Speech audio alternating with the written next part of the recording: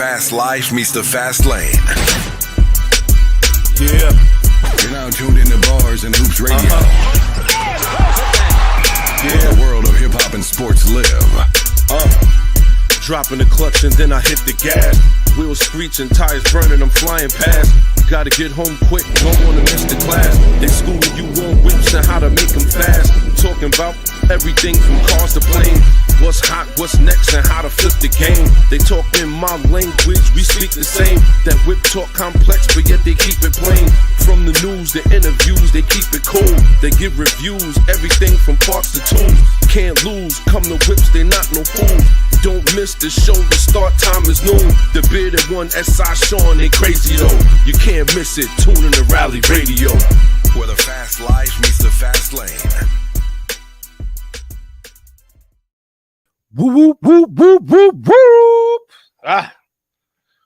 We are in the building. You already know what it is. Shout out to everybody who tuned in paying attention. You already know what it is. It's the bearded one here. We are in the building. Shout out to everybody who's rocking with us, paying attention early. Let's go. I know you see the title up ahead, and yes, it's getting ugly out here. We're starting to see that politicians are starting to get involved. Well, not starting to get involved. It's actually been brewing for a little while now. That politicians and politics are getting in the way of automakers. And this is only the beginning, or at least this is towards the middle of the fight. It looks like it's going down, man. Shout out to everybody who's tuned in paying attention. I'm going to tell you, you can see it for yourself what's really going on. You can see for yourself what's really going on. It's going down out here now. Now it looks like Trump is doing exactly what he said he's going to do. He stepped right into it. He said, you know what? He said, you know what? I told you I was going to go after the EPA and the California Air Resource Board. And he's doing it. And he is doing it. He's not playing. His thing is, you know what? This is what it's going to be that I'm making it happen. And he's making it happen. He is making it happen. He is really, after watching the news for the past couple weeks, you can see that it's a different demeanor he's going with. First, he actually put a lot of people in power just to do his bidding, which is crazy. But like I said, that's neither here nor there. We're going to get into that. First off, good morning or afternoon to everybody. We are here. We are in the building early. Shout out to everybody who's tuned in, paying attention. Don't forget, you can find us on YouTube at Rally Radio Podcast. We are in the building. You know, we take phone calls. Definitely, we get down for what we're talking about. It's definitely going to be one of them kind of shows today. Trump administration versus C.A.R.B. It's time to review. Now, before we even get into the show, this is our cold start. This is where we are. Now, a lot of people really don't know exactly what's going on as far as Trump and his administration with the EPA, C.A.R.B., and you having to drive electric vehicles instead of choosing to drive gas-powered vehicles. So let's go back to this a little minute. What happens is there has been a war as far as emissions is concerned. And it's going back a little while. We could say it's going back at least to the Obama administration. Remember when they did cash for clunkers? One of the main reasons that they wanted to get a lot of these cars off the road is because they was like, you know what? A lot of these cars are smog, they old, they taking a lot of fuel, they producing a lot of fumes, and it's killing the ozone layer. So they said, you know what? We'll give you cash for that hoopty you got and put it towards you getting another car. That was really the beginning of it, right? From there, there's been a multitude of different things that has happened that has actually led up to where we at now. So in Biden's administration in 2022, they created the Clean Air Act. Now, everybody's probably heard of it. At this point, we had electric vehicles at that point, and Tesla is probably mainly the only one. We had other cars that were doing well at that time. You had the Toyota Prius, which wasn't electric, but it was a super hybrid, get you great gas mileage. And these are the kind of cars that they wanted not only the automakers to make, but these are the cars that they wanted us to buy, right? So in the midst of that, like I said, in the Clean Air Act of 2022, everybody knows that there was like after 2035, there'll be zero emissions. And you know what? We don't want no more gas cars being built. Everything is going to be electric. So now, at that point, we all seen the automakers jump into a frenzy. All the automakers are jumping into a frenzy now. They're like, oh man, what are we going to do? So now they got to pivot. You got some companies as it wasn't ready to pivot, and it got ugly for them. Namely, you had companies like Dodge, i.e. Stellantis, companies that wasn't ready to pivot as far as doing what the government wanted them to do. They wanted them, listen, we want you to make this kind of car, and if you can't make this kind of car, you're going to be fined, and that's going to be that. So when you look into it, you'll see this is how Tesla makes a lot of its money, because Tesla has nothing but electric vehicles, and you have other companies that can't produce any. So what do? They have to have a certain amount of credits every year. So they would buy credits from Tesla as for saying they have electric cars. Shout to my guy, Brown Hornet. Two things, you already know what it is. Appreciate you already know what it is. Don't forget, drop a like, drop a comment so we can shout you out. Shout to my guy. So what they started to do at this point was purchase these credits from Tesla, which is how Tesla actually, because Tesla doesn't make money on their cars, on their electric cars. They make money off the credits, and they're a whole different company. They are not only a car company, a tech company. They make a lot of different things. That's neither here nor there. So now, all of these car companies are trying to like pivot. And you have some car companies that said, listen, we're getting rid of the gas engine in 2028 or 2026. There'll be no more gas engines. And you started to see the decline of a lot of these car companies. Volvo was one of them that actually jumped in and said, you know what? We're making no more gas-powered vehicles. It was one of the first. And when we first started this show, we first started doing Rally Radio. One of the first shows that we ever did was EV versus gas wars, because these are the things that was happening at that time. So now, shout to my co-host, S.I. Sean. But at that time, it was really going down. And I remember the Volvo CEO saying that the government, if they want to push electric vehicles, if they want us to push electric vehicles, the government has to get involved. And that's exactly what they did. They got involved. They started making it, the emissions has to be a certain percentage at this point. The mileage has to be a certain amount of mileage from a car at this point.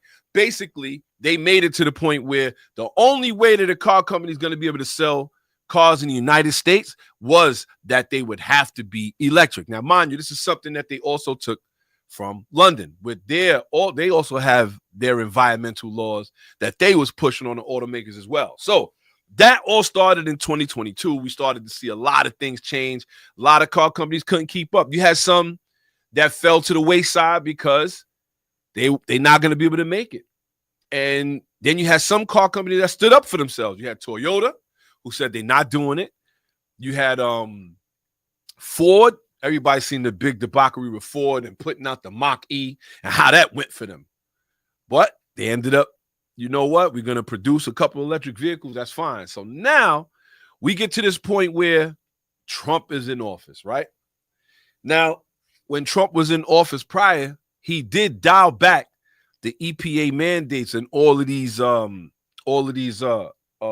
that they did have for gas-powered engines. He did. He was the reason why the Dodge Challenger Hellcat was able to exist as long as it did. A lot of people don't know that. But what he did was he pushed back some of those regulations, like, you know what? These are unfeasible. And a lot of people feel this way, including myself, that a lot of these mandates that they're trying to push forward is just not, it's too short of a time period. They wanted them to pivot inside of 5 years. And it can't happen. Shout to my guy, Miller Time NYC is in the building. You already know what it is. Shout to him. So they wanted a lot of these car companies to pivot, and they couldn't do it. And now it's starting to get to that point where you had car companies that was starting to lay people off. They're saying that they can't afford to pay them because now they're not going to be selling as many cars. Then COVID happened, and when COVID happened, that was it. That ran the prices up. So you're seeing a lot of different things go on here.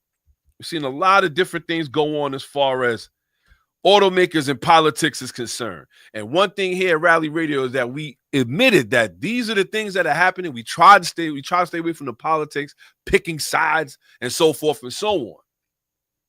But I don't know if this is going to be, if this is feasible for everybody else. They kind of make you make a decision. So let's kind of talk about where we are now. The Trump administration moves to overturn California's Clean Air Act waivers. This is the more interesting part. The Trump administration is moving to overturn California's Clean Air Act waivers. The waivers allow the state to set stricter emission standards than federal requirements. The EPA has sent 3 of these waivers: Advanced Clean Cars 2, Advanced Clean Trucks, and Omnibus Nitrous Oxide rules for congressional review.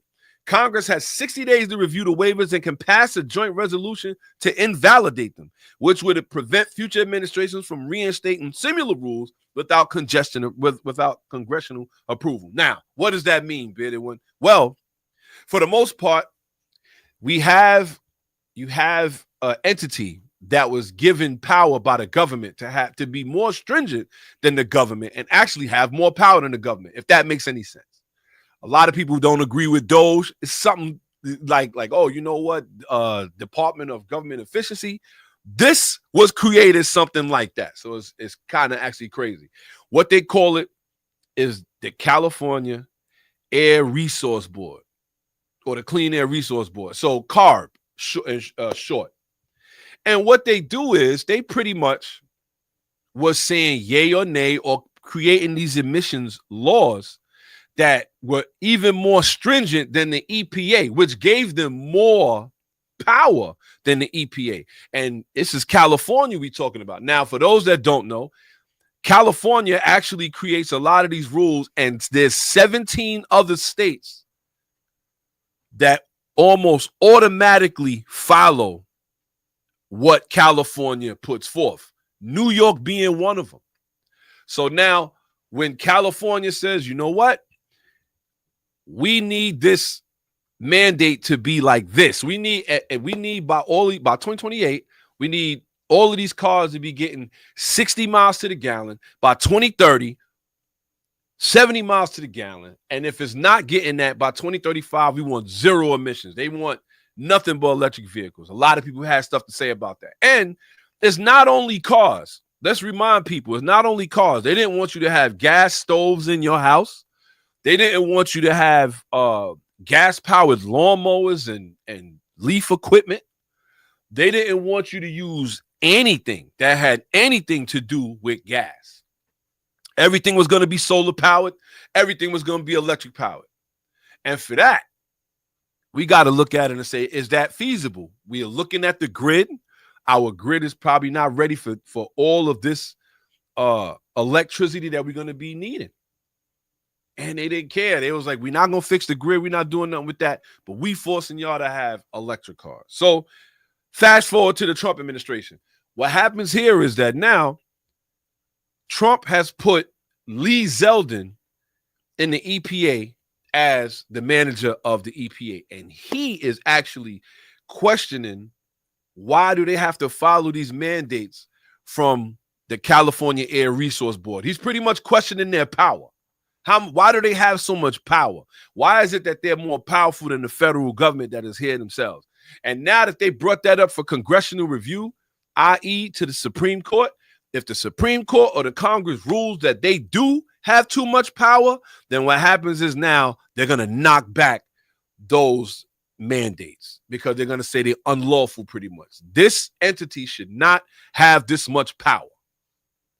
This has been brewing for years. And like I said, that's why we call it the cold start. We're starting right up. The strict emission standards, i.e., I believe that we do need emission standards. But as strict as they are, I don't think so. I think that having these companies pivot like this, they forgot about a lot of things that are in the mix. And that's, one, employees. If you're making electric vehicles that, one, go for 100, 200,000 miles, you're going to need less people building them, less people maintaining them. And we're not even talking about side mechanics, things like that of this nature. There are going to be less jobs. period. And I don't know if they thought of that or if they just wanted to move forward. I guess they feel like it was a dire need to do so. But this is our big problem that we are having right now. Congress will have the opportunity through the Congressional Review Act to make that waiver go away, Zeldin said. The American people are struggling to make ends meet while dealing with rules that take away their ability to choose a safe and affordable vehicle for their families. As an agency, we are accountable to Congress, but the most importantly, we must be accountable to the American people. And this is where the line is drawn in the sand. This is where politics is jumping into or clashing with automakers. And it's getting bad. To me, this is one of those kind of things where we've been waiting for this for a long time. So now you can go to your congressman and actually say, you know what? We put you in office. These are the things that we don't agree with. We don't agree with you forcing us to have electric vehicles. We don't agree with that. I believe 95% of the people in the world feel that way. There's no way that you're going to force me to have an electric vehicle, and there's still so many shortfalls with them. There's a lot of things we don't know about them. There's a lot of things that happen with them that we still don't understand. For instance, why is it that they're bursting into flames driving down the street at times? Why is that? Everybody can say, oh, and we hear all the rhetoric. You get all the rhetoric from all the people. Oh, you know what? It happened to gas-powered cars. They felt that way when it was horse and buggy and they went to gas-powered cars. Yeah. At the end of the day, people are getting hurt, dying behind these cars, or they're actually catching fire. They're becoming, you can't even have them parked in front of your house. You got to park them 50 feet down the block. Why is that? And we got to start looking at the safety of these things. The fire departments are not even prepared for these cars. They're not even prepared. They don't have anything special to put these fires out with electric cars. You know how they put them out? They let them burn. There's times where they've done put 35 and 40,000 gallons of water on these electric vehicles to put them out in the fire. We need to do more before we start pivoting to another different energy source as far as a car is concerned. And we're not even going to get into certain car companies. We're just talking about electric vehicles as a whole. The people should not be forced to go, you know what? I'm going to have to spend 80 and 90,000 because that's what they costing. I think the median price for an electric car now is about $63,000, $63,000 to $65,000. That's a lot of money. That is a lot of money. And if you have anything over $50,000, you know what I'm talking about. So just keep that in mind. That's our cold start for the day. Shout out to everybody who's been paying attention. You know how we get down there. It's the Beer, the one in the building. We are here. Rally Radio's in the building. Making it hot today. It's going to be crazy out here. Like I said, at the end of the day, a lot of people got to start to understand that these are the things that's going on right under your nose. We got to start paying attention to some of this stuff. Not saying all of it is right, but we got to start making sure that we know what it is. So shout out to everybody who's tuned in, paying attention. You already know what it is. We appreciate y'all early, man. It's the bearded one in the building. It is definitely going down today, man. I'm going to tell you, it has been one heck of a week, one heck of 2 weeks, actually. And there's a lot of things going on in this automotive world that we got to be paying attention to. You see that Nissan and Honda merger fell flat. Now it looks like Honda didn't just want Nissan to be partners. They wanted to be over Nissan. Like it was like Nissan's going to be done and you're going to be a subsidiary of Honda. They didn't like that. That's a whole nother ball game. Trust me when I tell you. So shout out to everybody who's tuned in, paying attention. We appreciate y'all early. We are in the building. We are making it happen. And with that being said, we're going to jump into our very first segment of the day. You know how we get down, man. Outside of the cold start, it's definitely been a very, very interesting morning. So with that being said, let's get to it, y'all. Here we go. Weekly Specs. Auto news for all the listeners, only on Rally Radio. All right, we are here. Weekly Specs. You see the number down below? Give us a call, 516-206-0711. Shout out to my guy, Jay, tuned into the building early. Shout out to my guy, Mr. 2J. You already know what it is. It's going down out here, man. Dodge CEO says the VA might return. Here we go again with politics intersecting with cars being built. So let's get into that a little bit. Dodge's new CEO says the V8 Charger might return. I feel like he's capping right there. I don't know if he's telling the truth, but we're gonna get into it. Says, although sales figures for the electric Dodge Charger Daytona haven't been disclosed by the brand, it seems the car hasn't been moving off the showroom floors the way that the brand had hoped. Even with the radical Fratsonic exhaust sound, and for those that don't know, that's the electric car exhaust. They got speakers in the tunnel under the car that let you know that it's coming by. It seems traditional muscle car lovers could not be convinced to buy a very quick, very powerful electric charger. And it looks like the Dodge CEO is pretty much saying, you know what? We could bring the V8 back, but all of the R&D, the research and development that goes into it, all of the different things that we would have to do to make sure that we would be able to bring this car back, it wouldn't be now. It would be like 2 years from now. That's pretty much where he was going with it. He said, so even if we started right now, we would still not be able to produce this thing at least for another 2 years. And he's right. They got to make sure that the engine is good, even though they have the blueprints too, which is what I don't understand. But, you know, they got to, get them into these cars or whatever car they're going to put it in. And I think that's what he was also alluding to as well, that there is going to be or may be another car that they'll put this engine in that they could build from Jump Street. Now, we've all heard the rumors, the Hemi Cuda. The Dodge CEO is actually talking about bringing in a sub $30,000 sports car. Now, to me, that would work for them. A $30,000 sports car from Dodge, I think I'll be in line. Raising my hand, like, let's go. Bring it out. But at the end of the day, you got to see what Dodge is going to do. Shout out to everybody who's tuned in, paying attention. Don't forget, drop a like, drop a comment so we can shout you out. But in the meantime, it looks like Dodge still has their inline six twin turbo that they're going to be coming out with. And we're talking about the Hurricane inline six cylinder engine. 420 on the low output, 550 horsepower on the high output. I still don't know. They haven't really released like how they're going to differentiate that. Is it a different tune? Is it different turbos, different size turbos? Or however, they haven't really put that out. But shout to Dodge. It looks like they're making that move. So I got to ask y'all, at the end of the day, do you believe that Dodge will be able to put out a sub $30,000 sports car? And if they do, will it sell? I think that's the better question. Shout out to everybody who's tuned in, paying attention. I think that's really the better question. Will they be able to put this car out and actually sell it? I think it remains to be seen. I think that Dodge right now, they're grasping at straws. They're trying to stay afloat as a company. We've seen the Dodge Charger, Dodge Challenger go to the wayside, only for them to bring the Dodge Charger back in electric, and it's not working. Now, you're looking at Jeep.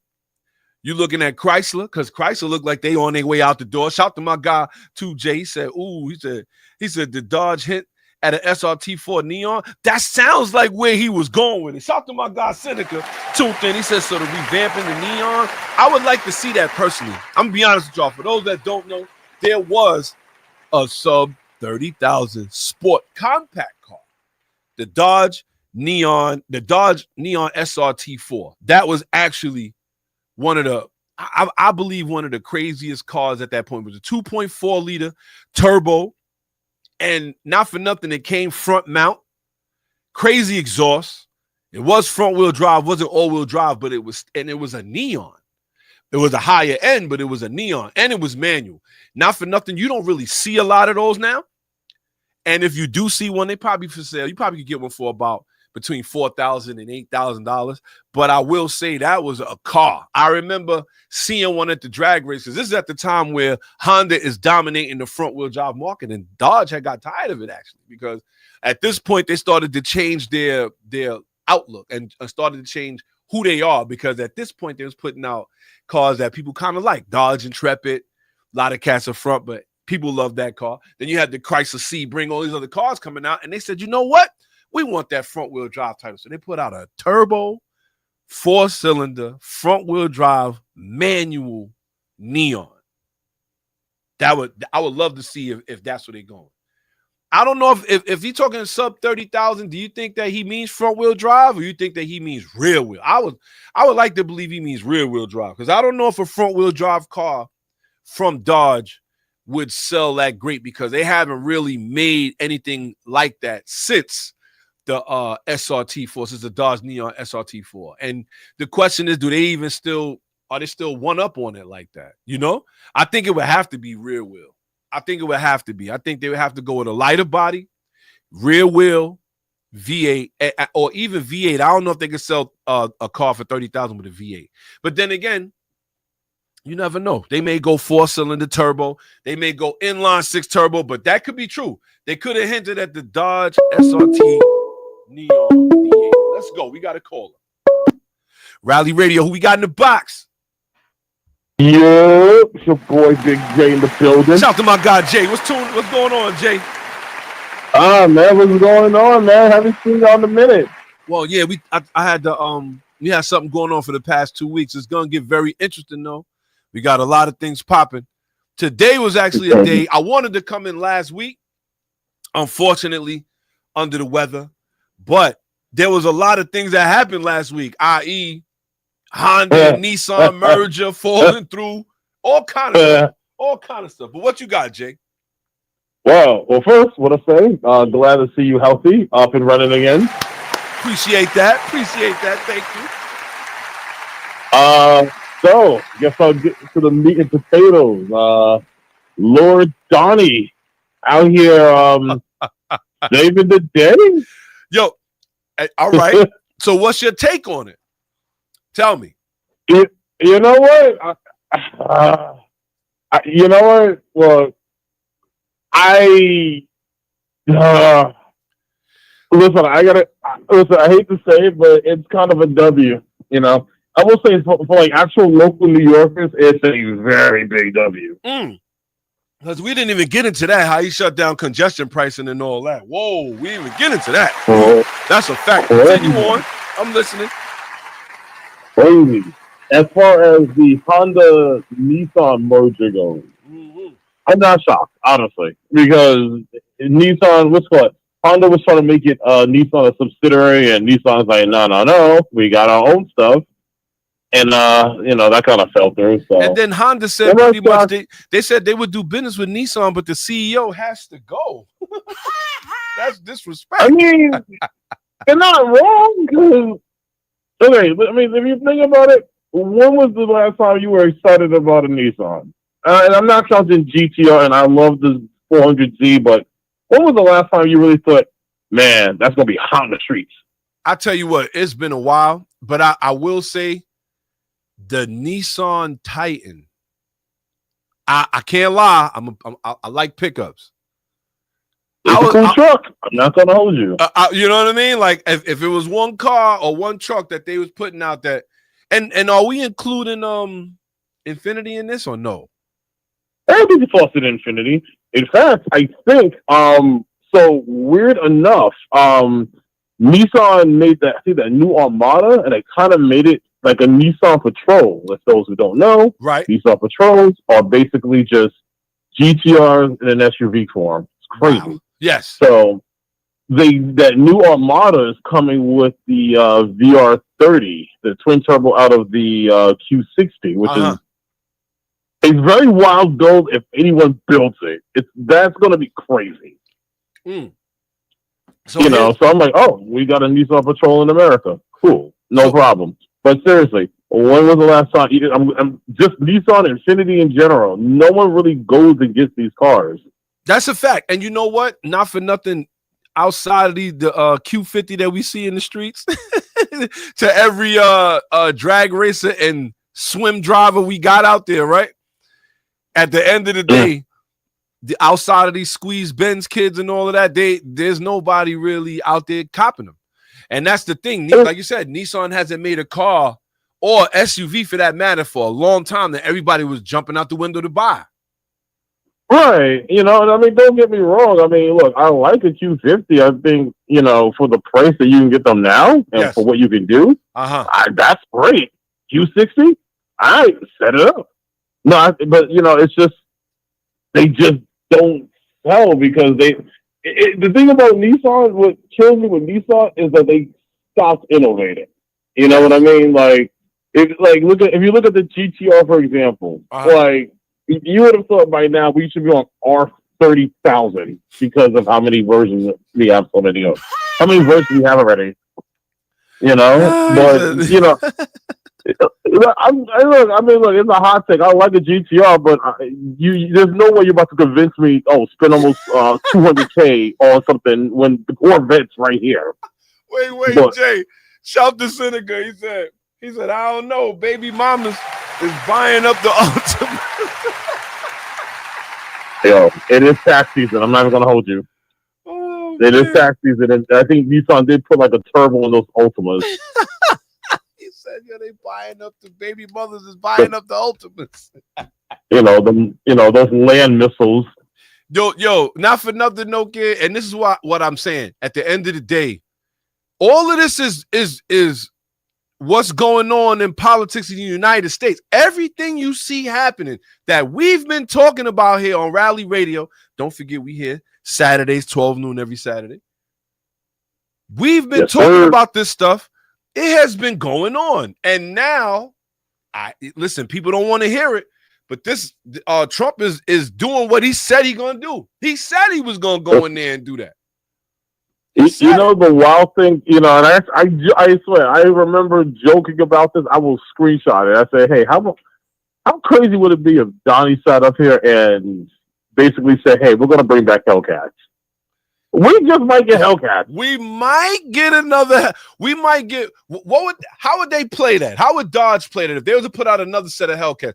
They would have to call it something like a legacy vehicle or something like that in order to put something out that they said they discontinued. I mean, listen. If Chevy could bring back the Camaro twice, I don't see why they can't do that. Not for nothing. And that's a whole nother story too. Chevy is doing the Camaro dirty, but that's a whole. We're gonna talk about that later on. So my thoughts is, at the end of the day, Jay, what do you think of Trump going against C.A.R.B? Now we all know that C.A.R.B is California Air Resource Board, right? We know that they're more stronger than the EPA, which is the government agency. How did they get that far? But now that they are, do you really think that they should be setting the standard for the United States? You from California? They honestly shouldn't. California. Because here's the thing, because I kind of seen a little bit of the behind the scenes when living in California and whatnot. Yes. What's it called? The way they try to make their cars standard, and they're trying to do it across the board for other cars across the country, it does not work. It is not sustainable, basically. Right. Funny enough, and we did talk about it too. Trump, weirdly enough, is a car head. Like if you look at his past cars, he's kind of a car head. So for him to basically, for him to say, "Oh, I got the power to do it," I'm gonna just do it. So what's crazy? You ain't lying, because I started looking at some of his history too. He has owned some Ferrari F430, Lamborghini Diablo SV. He's owned numerous big dog cars like Rolls Royce. But what a lot of people don't know is that he's really tall. Yeah, he's surprisingly, which is crazy. So it's for him to now basically say, "Oh, I can't own this car because reasons." Nah, say less. I'm gonna do it because I'm the president. But not only that, he said it. One of the things that he did, remember, he brought all of those oil companies and stuff like that into a private meeting or whatever that he had, and he told him, he said, "Listen, if you help fund my presidency, when I win, we going back to oil, drill baby drill." You remember that? They always clapping their hands and stuff. He said it, and people still put him in office. So it's like, I guess this is from saying that people wanted what he's doing. It's just period, point blank, end of story, in my opinion. As far as the emissions and things is concerned, this is what it is. This is what it is. Exactly. But now my question to you is this, though. I was going to say. I'm sorry. Mm-hmm. No. You're going to say I'm sorry. No, go ahead. I was going to ask you a question. Go ahead, Jay. No. Ask me, because let's call it my thing got cut off. What happened? So my thing is, if Dodge was to come out with the Hellcat again, do you think it would sell? Really? Do you think absolutely? Absolutely. Let's put it this way: I see more Hellcats on the road than I do Scat Packs, which is crazy. And you know it's crazy when you say that, right? I mean, Mm-hmm. at the rate that they're getting stolen, that's crazy. Oh, they gotta fix that. If they bring it in back, first thing to fix security, please. Talk to Ford. Nah, but I always feel like at the end of the day, security wise, like when you got a car like that, you just gotta kind of already know it can't be exposed to the streets. Like you might as well just do yourself a favor and get a hoopty that you drive back and forth. But then again, they going in your driveway for them things. They going in your garage for them. Hey, listen, it's so bad to the point they're taking toy versions of these. Like they'll take a Hot Wheels one. I'm like, these street things safe. Yeah. No, but I wanted to also ask you though, what are your thoughts on Porsche building in America now? So this is a very interesting, to me, a very interesting thing. Now, Porsche, they were trying to skirt the tariffs, right? So they said, we're going to build them in America. You know what? That's like if you ever bought any Jordans and you get a B variant. Like you still have the Jordans, but I feel like if you push it too hard, you're going to break them. Right.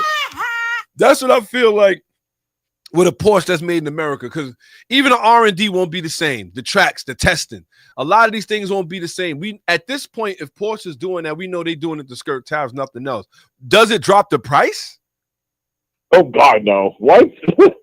That's what I'm saying. So they still gonna be a 911 GT3 is still gonna be costing you upwards of $250,000. It's like, boy, like it is what it is. I will say, however, anytime that companies that do business abroad are actually start to and bring businesses here, like their companies here to do business here, that's always going to work out for America. That's always going to work out for us here because they're going to have to pay the taxes and all of that, hire people to bring them in. So it always works in the long run. But as far as the quality of the product is, I think that Porsche just has a standard, and it's going to be that way. I believe that whether they make it in America, Germany, China, wherever, they have a standard, and that's like with the materials and with the quality of work, the quality of design. All of these things never change. You know what I mean? So I feel like it's going to be great. Shout out to Jessica Grandy. Tuned in. What's going on, Jessica? Really? Let's go. So, the reason why I asked that also is because of the fact that, all right, Volkswagen is built in South Carolina, and Volkswagen quality nowadays, yeah, but Volkswagen kind of a hit or miss.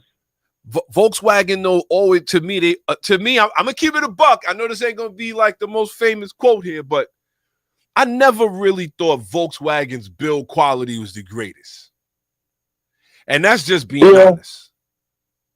Anything with a plastic water pump, you're just like come on, bro. and not only that, how many more Volkswagens do you see running in the street from the 90s to now? Like, you have Hondas that are still running the street from the 90s and 80s.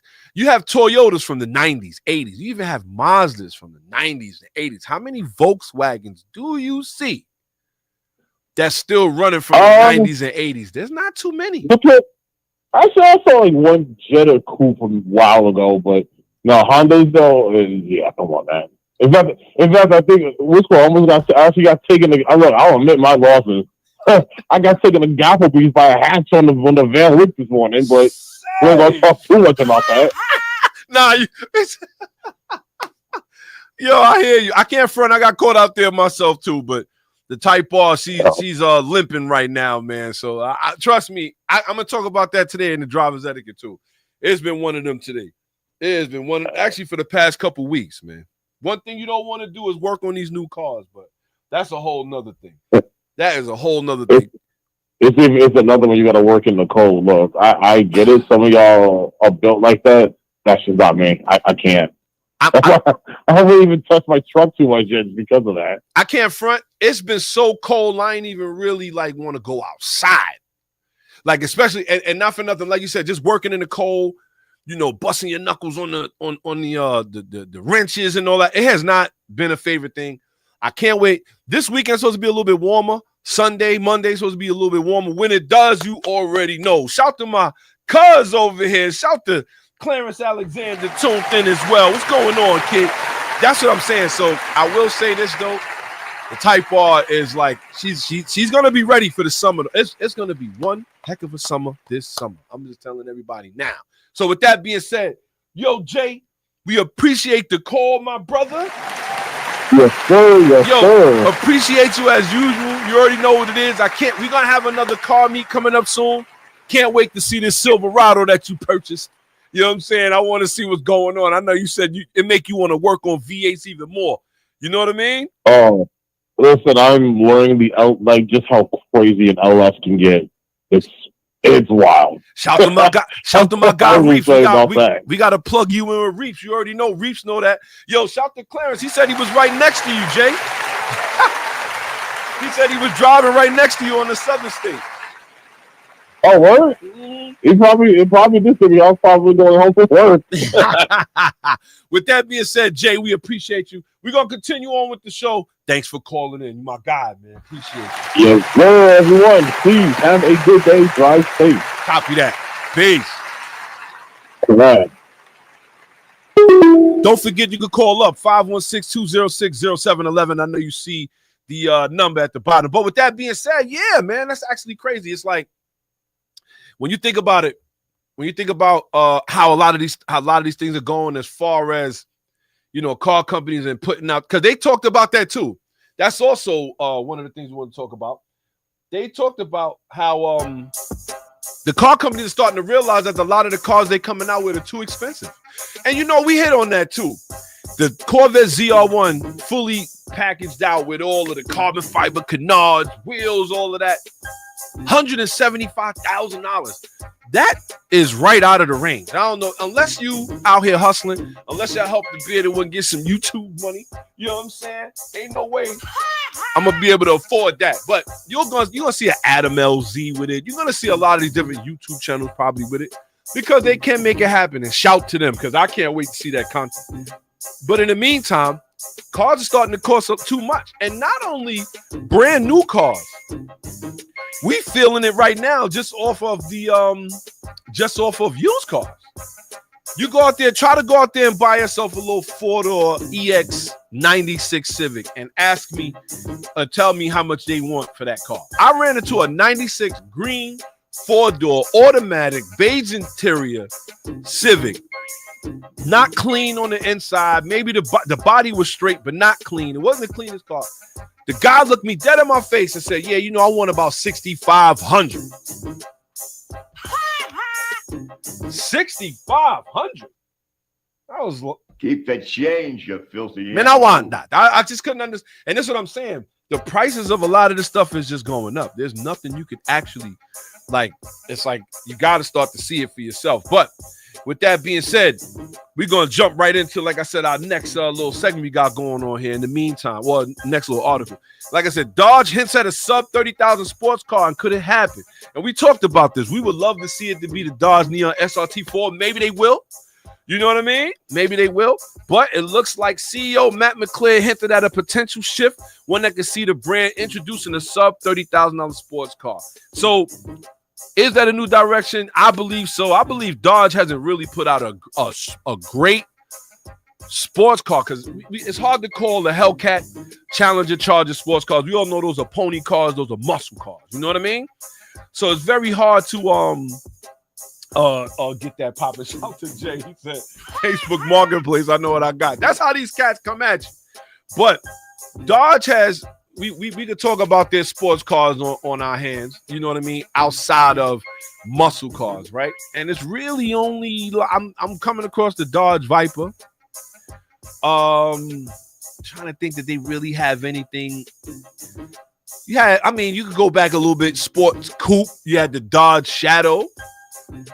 You had the Dodge Omni sub sport compact car, but at the end of the day, have they had a real sports car? No, they haven't had a real sports car, I believe, since the Viper. And not for nothing, that Viper still to this day is a legend by all means. But can they build something like that for $30,000? No, but what can they build? Let's look at some of the competition that they got out here. So you're talking sub 30 around that area. Sports compact coupe or sports car for that matter, first place we're going to look is Toyota. We look at Toyota, we look at the GR86. That is a very interesting comparison. We can actually see them, building something like that. Shout to Clarence. He said the Stealth. That is a fact. Excuse me. The Dodge Stealth. Shout to Seneca, the Dodge Stealth. Y'all 1,000% right. That's my fault. That was going for a car around that time as well. But now when you look at it, you think about the competition for these days would definitely, one, well, you can't say sub 30, but you can say the Type R. You can say the GR Corolla, GR86.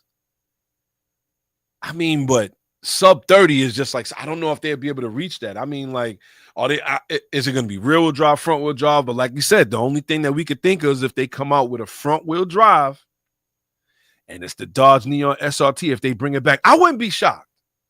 Maybe he did make that sub. Shout out to everybody who's paying attention. Maybe he did make that sub. That, you know what, they will go for the front wheel drive market because it's open. The front wheel drive market is open right now. Nobody's outside of Honda producing the Type R. Obviously, shout out to Dr. Phil. I know what he's gonna say. He's gonna bring up that Hyundai N. Yes, he's gonna talk about it. But when you really think about it, front wheel drive cars right now, Honda's dominating. They are, and just with the Type R. Just with the Type R, even with the SI. So it's like, you got to start looking at that. Like, can they compete with that? I think they can if they come out with something that's worthy, But there's not a lot of front-wheel drive cars out here right now that a lot of people are breaking their necks to go pick up. So shout to Dodge for that. Shout to McClure. It looks like he actually trying to take a page out of Tim Kaniska's book. I seen a commercial the other day that they had for the Dodge Charger and all that. And I was like, you know what? You can see when since this guy's been back, he's really been teaching them how to advertise these vehicles properly and really sell, even though they're not the greatest vehicles. But that's neither here nor there. Shout out to everybody who's tuned in, paying attention. We rocking. Now, let's talk about this Honda-Nissan merger. Now, for those that have been under a rock, Honda and Nissan was talking about merging. Why? Because Nissan has been falling off for the past couple years, and it looks like it was leaked out, maybe I want to say about 4 months ago, that Nissan has between 12 and 14 months before they'll be calling for bankruptcy. And that is something that Japan does not want. So Japan actually, for those that don't know, kind of guided their hands together. Like, y'all need to work together the same way China has their car companies that work together, same way America has their car companies that work together. So they ended up putting them together. But the Honda-Nissan merger, the very first sign of a crack was that Mitsubishi was also in on this, and Mitsubishi dropped out. Now, once Mitsubishi dropped out, you already knew. I said, there's a problem there. But in all honesty, they still kind of stuck around. It looks like, and then once Mitsubishi dropped out, Nissan was like, you know what? It doesn't look really good. Now, it looks like one of the reasons why Nissan is actually pulled out of the merger is because Honda wanted them to be a subsidiary of them.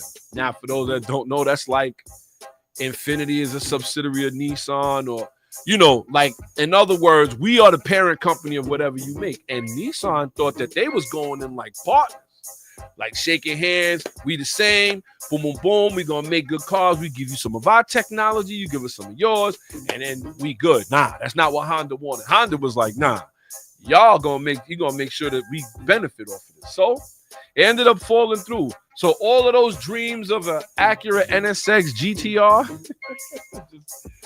ain't gonna happen. I'm sorry for all the car guys, but what does it say for Nissan? Because after that, Foxconn. Now, for those that don't know, Foxconn is the one that produces the chips for iPhone, for Apple's iPhone. They ended up meeting up with Nissan, and from there, it sounds like that Nissan may go into being a full EV brand. I hope not. There's a lot of legends that Nissan has made over the years, from being Datsun on going into Nissan. I mean, a lot of legends, and we could name them. We got the GTR R35, R34, R33, R32, 400Z. Even though it's not, let's hold off on the 400Z as a legend, but 300ZX. We had the 300ZX or the 280Z, 240Z. I know we're going into Datsun, but they've put out, and then we're not even talking about the S15, the S14, the S13, the 180. We're not talking about the Nissan Pulsar GTIR, like Nissan Sunny, Nissan Bluebird. Like, I mean, like, they've had so many different legends that they actually like put out to the world. And I know there's probably some that I'm missing. And for those that know that I'm missing them, drop them in the comments below. But that's a very famed car company. It can't fail. It has to be a way that Nissan is going to be able to stay ahead or stay afloat. If not, it's going to be a real problem, man. I just can't see it. I can't see Nissan really falling that way. But I will say, however, Nissan needs to find somebody else to partner with. They really do. And I don't know if it's going to be Honda. Maybe it needs to be an American company. Maybe it needs to be a European company, but that would break that what the Japanese government didn't want. They wanted them to work together. As a matter of fact, Japan had recently bailed Nissan out. I want to say about 2 years ago, or about a year, 2 years ago. They had gave them money to stay afloat, and they said that they was going to use that money to start creating better cars and electric vehicles. And I mean, at the end of the day, you got a lot of car companies that had to retool. Toyota had to retool. It was a point where Toyota was making boring cars. And Akito Toyoda, the chairman at the time, went right into and said, listen, we're not going to continue making these boring cars. And they started the GR. Okay, they went with the Supra. Obviously, the Supra was automatic. A lot of people didn't buy in. So what they do, they went manual. They made a manual GR Supra. They went to the GR 86. Even though the 86 was around, they were sharing it with the BRZ. They made the 86. Then they did the Corolla, the GR Corolla. And now it looks like they're going to bring back the GR Celica. And that's actually going to take us into our next segment. Don't worry about that. But in the meantime, you got a lot of car companies that had to retool. Shout to Miller. He said maybe Chrysler. The only reason I would say not Chrysler, because they have their own problems right now. I don't know if two companies that are failing at the moment, if they merge, they would be better. I don't know. I think they got to merge with somebody who's actually doing better. Like Chrysler, I think that Chrysler was almost bought out by the family of the man who created it, actually, or at least was in charge of the brand before Dodge was willing to get rid of Chrysler altogether. I think that Chrysler may benefit from, I think they'll benefit from doing what they used to do, which is, you know what?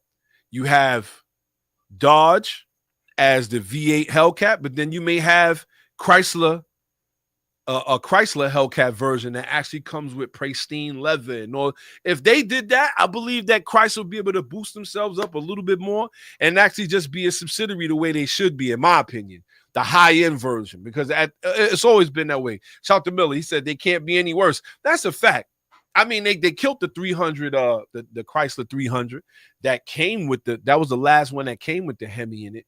And to be totally honest with you, there was a point where Chrysler had it locked too. They had the Chrysler 300C, that reign with that Chrysler. Everybody, and you can always tell because you've seen them cars everywhere, but they were everywhere. It's like does shout to Seneca. He said, "Come on, you don't want to see a GTR, bro." I can't front, I do, and not for nothing. Let's keep it a buck here, man. I got to keep it a buck. Now, when we talking about, whenever I think about those kind of cars, the Prowler, it makes me think about that time at that time in automotive, the automotive scenery. You had Chevrolet putting out the SSR truck, right? You had the Prowler, and you also had the what's the name of that it's gonna slip my mind, but it used to be in all the Lil Wayne videos, all of those buggy looking cars and stuff like that. It's like we want to see them, but I got to see the Prowler with more power. I always thought that the Prowler had this much more power. Then when I really started delving into, I was like, oh, it's only a 6? Like, come on. Shout out to everybody who's paying attention. We got to call them. Rally Radio, who we got in the box? Hello? Uh-oh. Yup. Who we got in the box?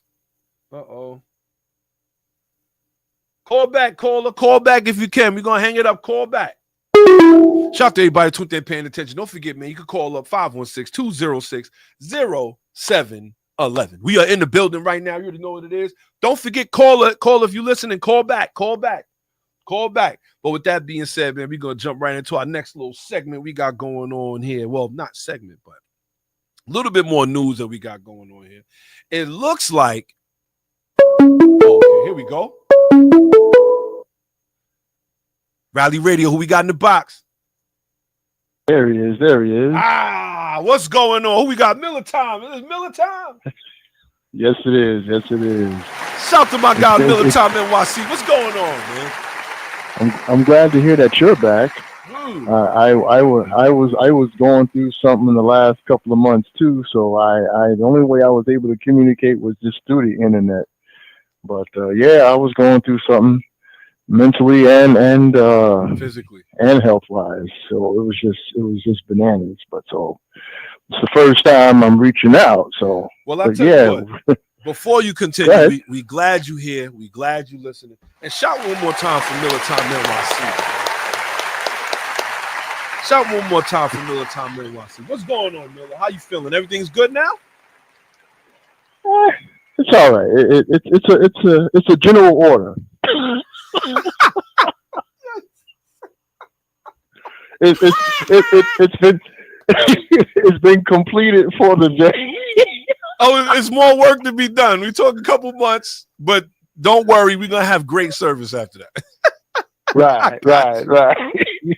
I got you. She shout to Jessica Grandy. She said, "Let's go, Miller Time. Let's go." Shout out to her.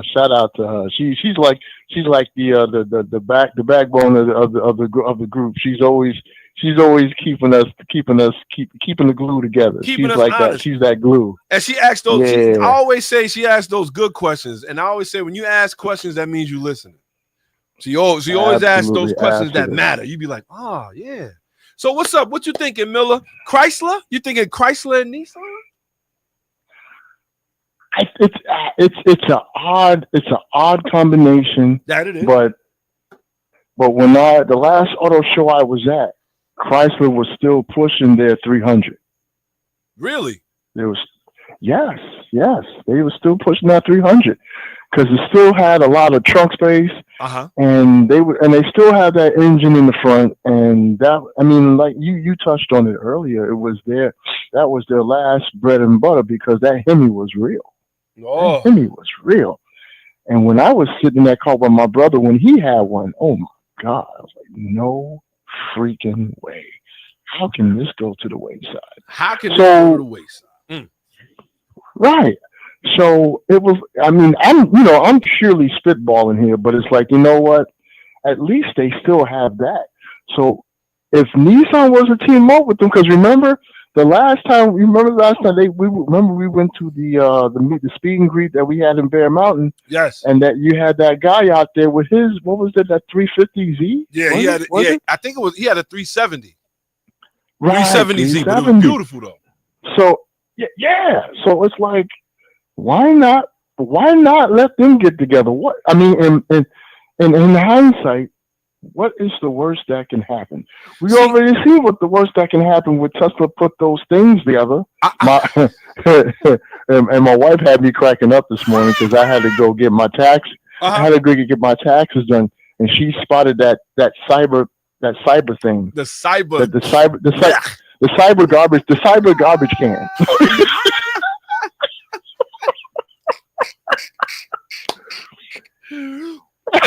But here's a question though, Miller. Here's a big question, right? The only reason I would be against is because obviously them CEOs need help. And that's the other problem too, because you got these people, and I don't know them from Adam from hole in the wall, but you got people running things that should not be running things, or at least they should not be running what they don't know. I mean, they need to have. It's almost like football. Mm-hmm. You need. I mean, you can have a head coach that's defensive minded, but you're still going to need that offensive coordinator to help you get those plays, call those plays out. Well, listen, these guys. Go ahead. You can't mention football to me and say people that shouldn't be running the show, because to me the Giants are the poster child for that right now. But don't that's another radio show, sir. That's another radio show for another time. But you don't. But you understand what I'm saying. I do. But because at the end of the day, how are you going to have? Because I got to go back to. I got to be loyal to my company. Mm-hmm. You're going to have a guy that's running the aforementioned company that I own a vehicle from, who knows furniture but don't know vehicles. Am I right or am I wrong? I'm just calling it as I see it, dude. I will say this though, he's learning, and not for nothing. I think he's learned from that one mistake. That Ford Mustang EV, whatever, Mach E, they'll never do that again. That Mach E thing. He learned. Because now when you look at Ford now, making the Ford GTD, actually getting into Le Mans racing. They want to get into F1. They got a lot of, if you look at them, he's starting to understand, like, listen, it's like, to me, it's like saying you're a personal trainer and you ain't got no muscles. Right. At the end of the day, the way you look is your business. So for Ford, you can't tell me you're a car company and this is what you're putting out. You're going to have to actually put out something good. But continue on. I'm sorry. I mean, worst case scenario, you know what he can do? We can all just give him Dr. Phil's number, because Dr. Phil is rocking that Ford GT too. But Dr. Phil has modified his to the point where, you know what I mean? But I wonder. I'm glad that you brought that up though, because it's something that came across in a study, and you know what? It made me think about where we work in all of our transit employees, right? And this is a study that's been going on. Shout out to everybody who's tuned in, paying attention. Don't forget, drop a like, drop a comment so we can shout you out. Brake dust is worse for your health than diesel exhaust. Yes, because the fact that these trains are using these pads, even though they cut down on the pads, because remember, on the older models, each wheel had a brake pad until they created those Delta and Bravo trains, those 68s and them 68As, and they probably did that for those 62s. So the brake pads are on the second and third wheel. So there's not a whole lot of steel dust that's coming up every time the brake is applied, but the brake is still applied nonetheless.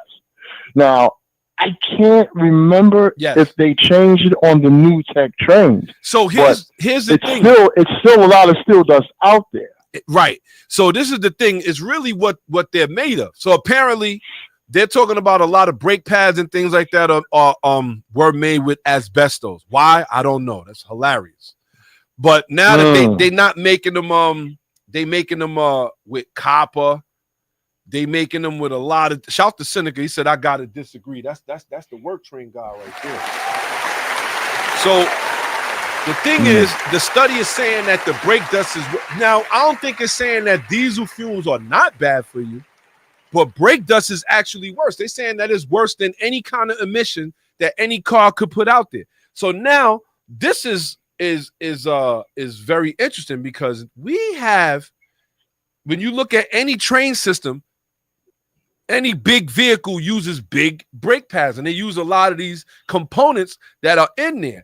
And they said copper is now often found in non-asbestos organic brake pads, which is the most common type of pad installed in the United States, and it's not much better for your health than asbestos. The fine particles that these pads emit as they wear down are linked to diseases such as pulmonary fibrosis, cancer, and pulmonary I can't even pronounce this. They said the takeaway, according to the authors, is that the fine particles emitted by NAO brake pads can be worse for your health than the fine particles emitted by a diesel engine. This is actually crazy. Shout out to my guy Zoom for Zoom. He's tuned in as well. He said Trump got my boy Adams back in the streets. Oh boy. Continue on, Miss.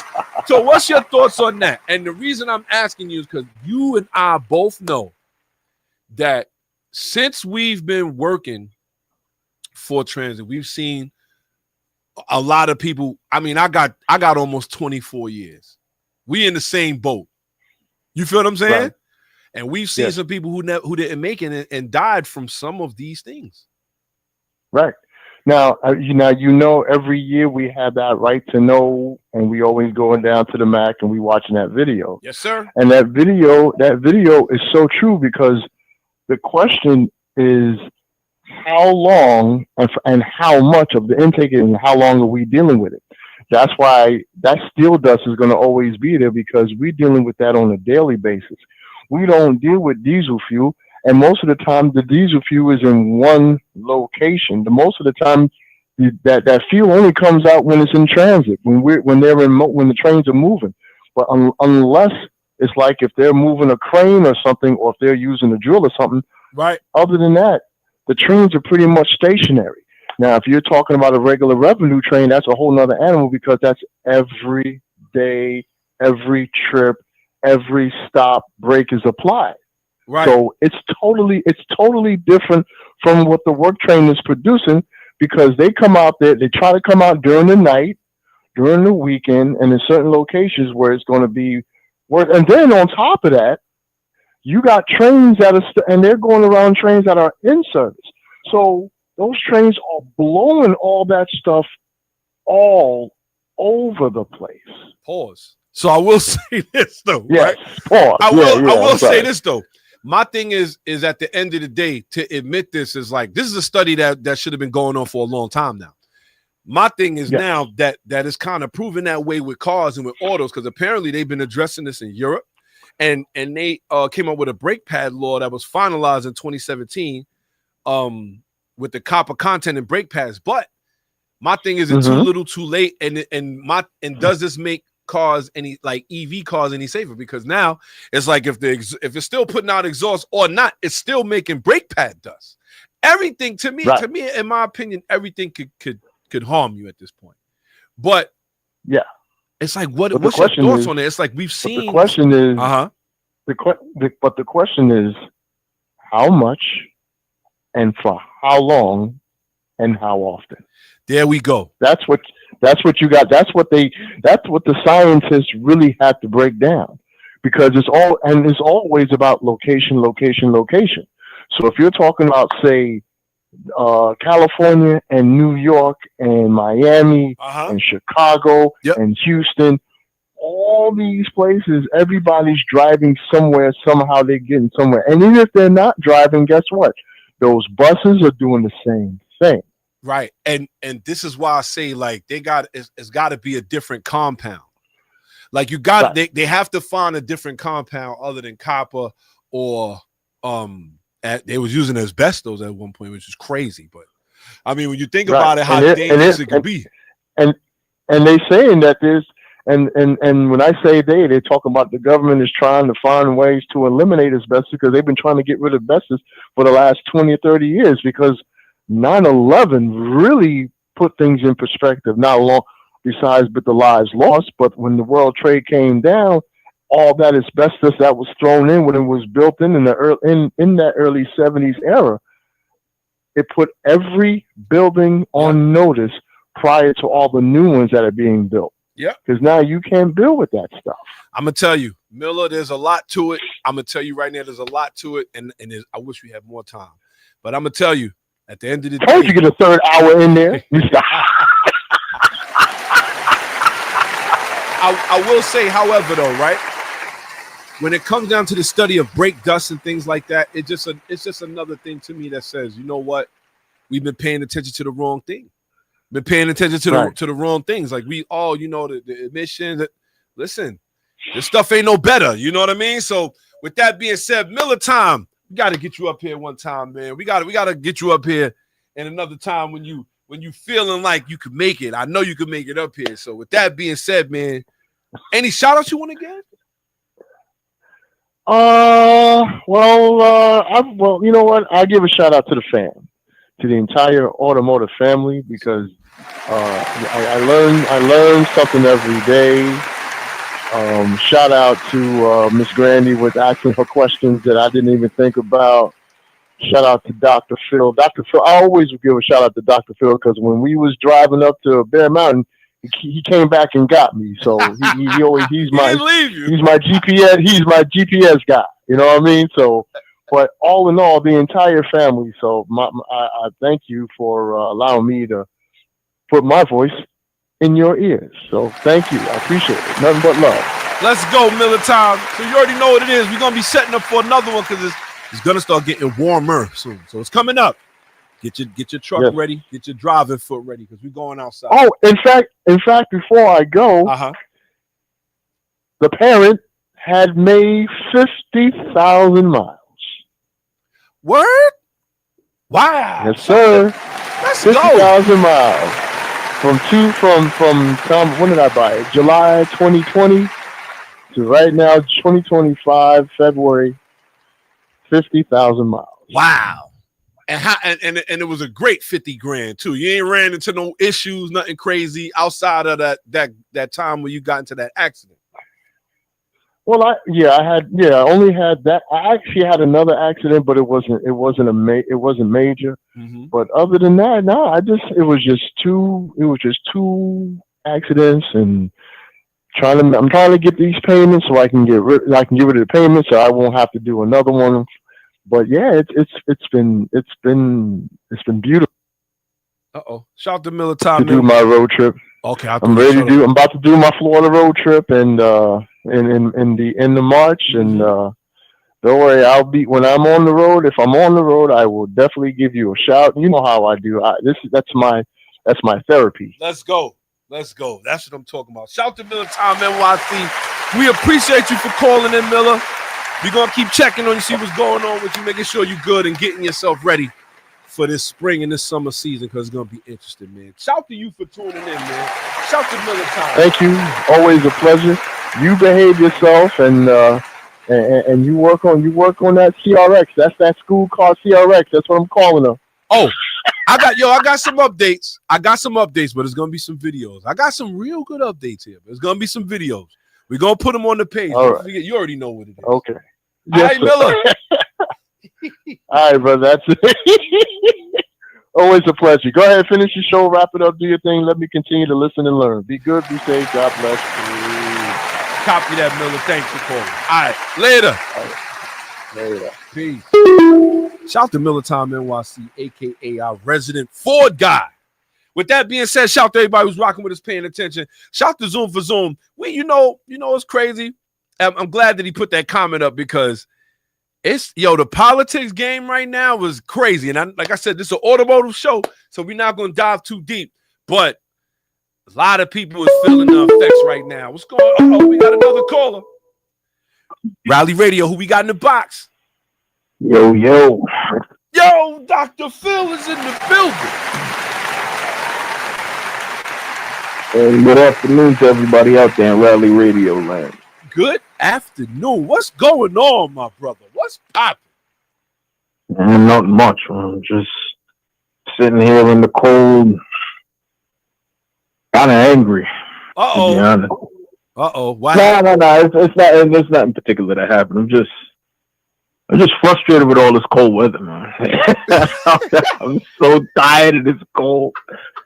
I mean, I got a car to build. I got driving to do. Like I feel like I'm just feeling stifled, man. This winter's a long one, and I know it's still February, but it just feels like it's been dragging on. Yo, I'm gonna keep it a bug with you. First off, that was hilarious.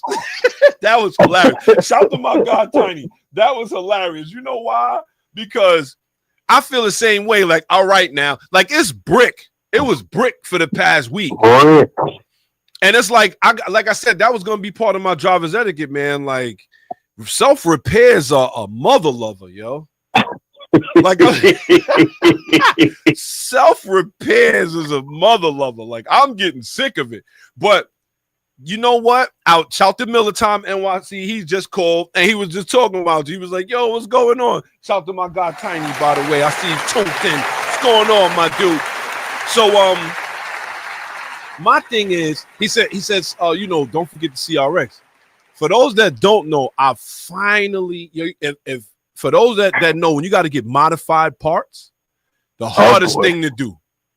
Mm-hmm. And when I say modified, I mean heavily modified. I don't mean something that people sell. I mean something you got to get creative. Something you got to fabricate. Right. I actually finally got the 5 lug fronts for the CRX. Oh my! Yeah, that has been a dogfight and a half, but I have finally got the 5 lug hubs made it to the EF suspension.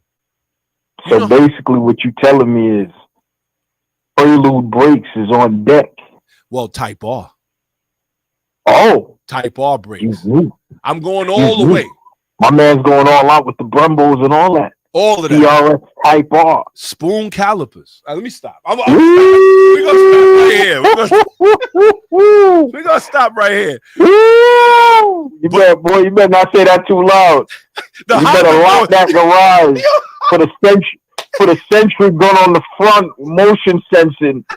Because you don't want them boys coming anywhere near that. Yo, the Honda boys was like, spoon? The Honda, woo! Oh, you see the flash of that baby blue? Yo. In the wheel well? Did I ever tell you the wheels I got for this car? Nah. Oh, boy. I got a set, and I know I shouldn't say this, but it is what it is. I got a set of classic gold with the blue race stripe on the outside of the rim, Advan RG1s. Oh, yo, 16. What you doing over there, man? You doing extracurricular activities where you're saying with the duffel bag and I see you got the hat on. Yo, you doing extra activities with the duffel bag and you know what I'm saying, you in an unscrupulous location. I was actually listening to Pusha T. Dealing with unscrupulous folks because Advan RG. Where did you even find that wheel? Yo, so you're gonna laugh at this. I had this wheel for a long time, and I bought them. They were used, but in great condition. Like they're not like worn out. So the Advan RG1 16x8 with a plus 45 offset. So now, 16x8. That means you're going with a 235. Exactly. Yo, see, that's why we rock with you. You're going for the grip. Yo, so we talking. And also these wheels are 5 lug. So now this is one of the reasons why I was like, yo, like I was already going that way, but to find wheels that to me represents that era in time too. Oh nah, that wheel it don't get no better than Advans, man. So I got some. It does not get no better than I put Advans over. I put Advans over Bram Lights. It don't get no better than Advans, bro. No, okay, maybe SSRs, maybe SSRs will look better on to me, performance wheel wise. Yeah, not for the CRX though. No, not for the hatch. The Advan, the perfect tuner style wheel from the era. Yeah, you do. Yeah, I could tell a lot of thought is going into this, man. You trying to come out this summer. See, the thing is not only that, because really it's about like trying to build this car to the point where I love it. Yeah. It's not really like, like you want to hit the street when everybody to see the car, but I want to love the car too. Now you wanna look back at it when you park it and then go get back in it and be like, nah, I absolutely cannot leave this here. Right. Right. Like I gotta treat the car like how I treat my motorcycle. Like if I can't keep my eyes on it, it don't stay here. You'll be driving it in the house at night. But a wife is gonna be complaining, why is there a CRX in my living room? She gonna complain of the gas fumes. Why does it smell like gas in this house? Like, I don't know. But I will say though, like the build itself, like just getting the parts, and this is what I mean. When it comes down to getting parts these days, I don't know if anybody's seen the land. Did you see this landmark fine that the EPA had put on turn 14? Did you hear about that? Yes, I did, unfortunately. So you know that what that means. For those that don't know, turn 14 is like a major distributor of aftermarket parts for like any kind of website that you could think of, right? Yeah, website the largest distributor of aftermarket parts in the country. And they just got hit with a $3.6 million, or is it? It's $1 million. Nah, it's million. It's million. It's million. $3.6 million fine for selling defeat devices and exhaust systems and things like that. And this is why I'm like even talking about what we talking about today, because there's been a lot of things that's been happening. Companies have been being fined, and they trying to shut this down. Like it's enough of that. You feel what I'm saying? Mm-hmm. So it's very interesting. But in the meantime, Phil, how you been? What's going on with you? I've been good, man. Just sitting here watching the news, watching Cobra Commander do what Cobra Commander does. This guy. Now you see he done found himself into the highest branch, the highest reaches of government. If people weren't convinced that he wasn't Cobra Commander before, this is literally it, man. Go Joe. My man literally captured the president. My man is in the White House holding press conferences. This is what and everybody acts like they don't see. We've been talking about this for how long, Phil? Years. Cobra, he has been doing whatever he want to do. And now do you realize that recently he started suing customers who leave negative replies or negative reviews on the cars to suppress the criticism? This is people don't talk about that stuff. That's all I'm like, you gotta see it. Shout to my guy Draco, he's tuned in too. But with that being said, Dr. Phil, I gotta ask you, right? Yeah. What is your thoughts on Nissan? With the merger falling through, what do you think is Nissan's next recourse? We were just talking to Miller Tommy. He said that they should join with Chrysler. I was like, the CEOs, both of them are horrible. So it's gonna be Chrysler, they got their own problems right now. They got Chrysler own problems. Chrysler looking out for Chrysler right now. So who can Nissan as for Nissan, I'm not gonna lie, man. Nissan gotta. I'm not even sure if a merger would help them, because none of the other Japanese brands want to touch Nissan with a 10-foot pole, because I fully believe that Honda did not want to merge with. I believe that they were pushed at the behest of the Japanese government. They were. Order, because they didn't want. Honda's trying to figure out how to navigate their waters on their own. Like they literally compete with Nissan in every subject except for a large pickup truck and a large SUV. Everything else, Honda has a competing product. That's a fact. So that merger with Nissan makes absolutely no sense. No sense. For them, for Nissan, it's great because it saves Nissan. But for Honda, it's a liability. So I believe that Nissan really needs to do what Mazda did. Okay. After they dissoluted from Ford. Okay. They need to hang back, make a really good product. Just one really good product. Market the hell out of it. Get some sales. Generate some excitement for the brand, and then move on to another really good product. There you go. And they have to literally retool and rebuild from the ground up. Mazda did exactly that. That's a fact. In the early 2010s, late 2000s, early 2010s, Mazda did that because Mazda is a small company. Yes. Mazda's by themselves. Mazda, they said, you know what? We're going to go out there with our own. They developed the CX-5.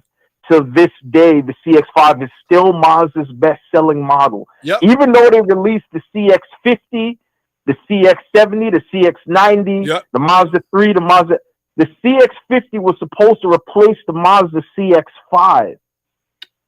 And the CX-5 still is the best-selling model. To the point where they were looking to drop it from the lineup because the CX-50 was there. They can't do it because it's the best-selling model. And that's how good of a product. My sister drives one. Like that's how good of a product it is. That's what Nissan has to do, and I know they can do it because they did it before. Yes. I mean, you're 1,000% right. You know what? They need to hire you, Phil.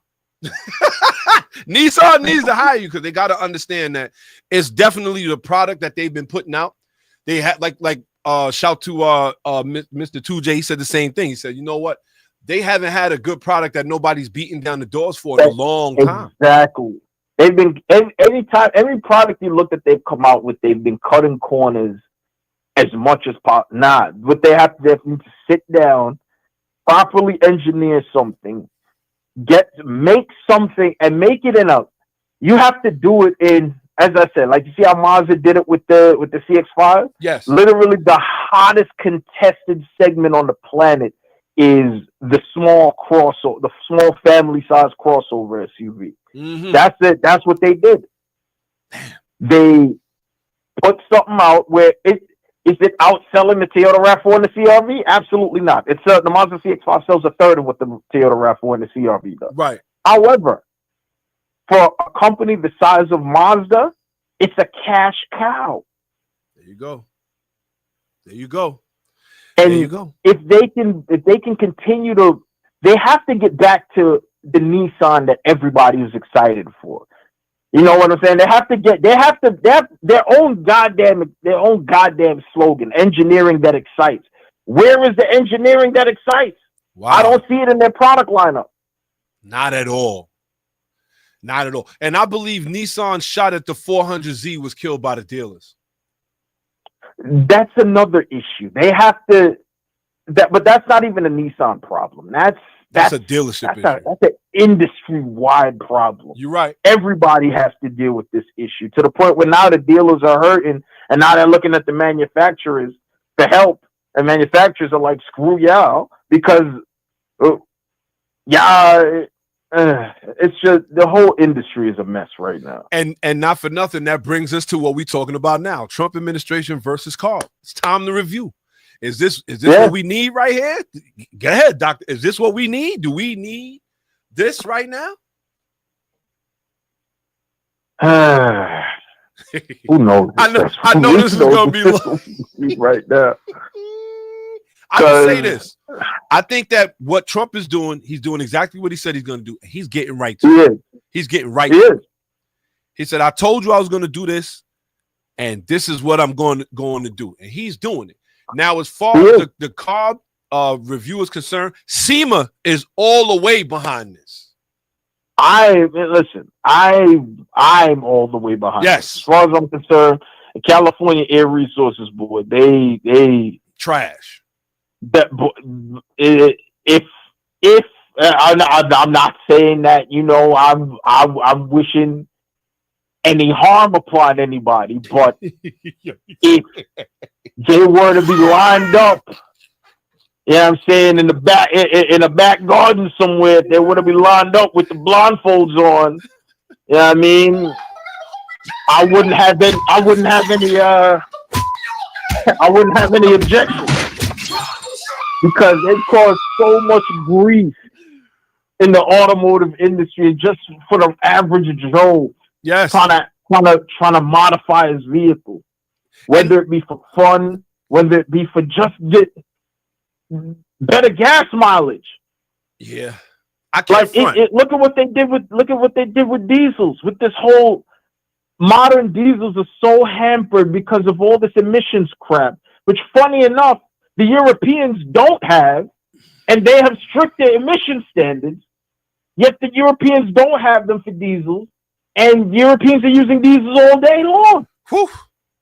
And They're are going too. 50 miles to the gallon. It's funny you say that. And I want 50 miles to the gallon in a daily driver. They want that daily driver to be the bus, i.e. congestion pricing. That's a whole nother ball game. That's a whole nother boy. Listen, I know the MTA they're kind of balking and trying to resist giving up the congestion pricing. I'll tell you what, man, listen, man. I'm gonna tell you this much. Tell the bosses to give it up, man. The politics and this is what I'm saying. The politics are starting to intertwine, and what they seeing is, remember, at one point they had full control. Mm-hmm. Now that control is gone, and now the other side has control. And it's like, you know what? This is, to me, these are the kind of things that happen when you start really intertwining politics with automakers and all of these other things outside of congestion pricing. That's a whole nother ball game. My thing is, right now, what we're gonna have to do, and like I said, when you're looking at this thing versus C.A.R.B, people got to understand like what's at stake here, and there's a lot of things at stake. What you pick up, what you buy from here on out. They were pretty much forcing. A lot of people don't know they was forcing people to have electric vehicles by 2035, but that was only half of it. They wasn't talking about. They don't want you to have a gas stove. A gas stove. They didn't want you to have a gas lawnmower, lawn equipment. They didn't like when they wanted you to stop all of that. And it's anything with an internal combustion engine. Come on. And it's like, what are we really talking about here? We're talking about, and my thing is that it's not really that it can't be done, but it's how short. They wanted it done within 5 years, bro. At this point,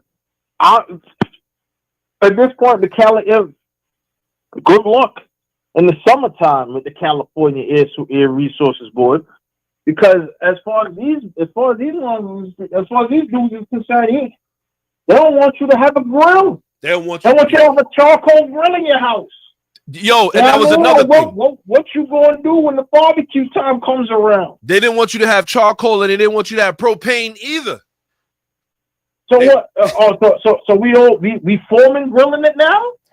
Foreman grilling outside. That's what they wanted. I'm telling you, as crazy as it sounds, these are the things that they was trying, like we're not gonna talk about the semi trucks. We're not gonna talk about like the train. They wanted to eliminate all of that. And it's like all of these companies got to make this pivot, and they still got employees they got to pay. Exactly. It's very not interesting. To mention, like, what kind of quality of life is that? You telling me I can't grill a burger in my own backyard? Not if you're using propane or charcoal. They said no. You want to? If I'm using a foreman grill, I might as well stay in the house. Exactly. I'm gonna have a bunch of people over to put. I might as well stay in the crib. That's neither here nor there. Yo, Dr. Phil, man, we gonna be getting outside real soon, kid. Listen, man. I'm telling the day. I don't care what day it is. The first day that I see a 60 on the forecast, you outside. I'm calling out of work if I have to. I'm going driving somewhere, man. I don't care if I'm just doing a lap around New York on the belt, a lap around Brooklyn and Queens on the belt to the BQE to come back to the cross hour. I'm going somewhere. I'm winding my windows down and I'm cruising. Well, look, this winter, I'm tired of this. Well, don't forget to put the APB out in the group, man. Don't forget to put whatever we can't settle up. We're gonna just start doing just drives. Like, yo, who outside? Because it's time. And there's gonna be a lot of I'm in. Oh, by the way, we settled on the date for the track day. Okay. We want to go on May 4th, Sunday. That's a Sunday. Sounds good. I'm gonna put the information. I'm gonna put the flyer in so people can start. You know what I'm saying, making their and prep making the concessions. And well, look, put the flyer in the group. May 4th is the date. I'm what does that fall on? That's a Saturday? That's a Sunday. Oh yeah. I'm in the building, kid. Shout to Seneca. He said extra vacation days coming up soon. I'm with Dr. Phil. Let's go. And don't forget, we got the tail of the dragon. When it comes to cruising, the more the merrier. I don't give a damn. I don't give a damn if you in a lotta. I'm gonna tell you. Yo, you know what? Side note before we continue on with the show. Yo, I had a chance to really surf the internet, right? And I started getting these Squeeze Benz videos to my channel, which led to some other cats. There was these cats that was racing. I don't know their names. I think I didn't really check their names too tough, but they seem to be what they call swimming in traffic, like dead stop traffic on the Grand Central. You mean cutting up through traffic? Yo, cutting up through traffic that each and every last one of us has been doing since we started driving. But they doing a little bit too much. But just weren't dumb enough to film it, right, and put it on the internet. And they're doing it, and these guys actually crashed into each other, Phil. Oh well, that's another thing. What these kids seem not to realize is when we did all of that, most of us were doing that with our first car, second car. What's our first car going to be? Right. Honda Civic. Right. Toyota Corolla. Right. Mom's Camry. Stuff like that. Stuff that if it had 200 horsepower, it had a Nissan Maxima. If it had 200 horsepower, it had a lot. Right. So what we were doing was we were doing the same things with much slower vehicles. Right. So we learned how to drive slow cars fast. Right. And then now when we got something that way, got inside something with a little bit of horsepower. Right. It wasn't anything new because we know how in order to maintain speed with a slow car, you gotta know what you're doing. You don't got to crutch a horsepower to save you. So what did he call it when we was in the when we went to the Bear Mountain spot? He said it's a momentum car. A momentum car.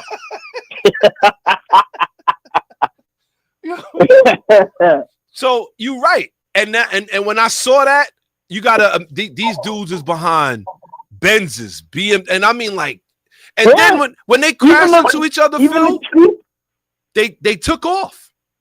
Yeah. I see the cheap ones. It's just crazy. Even the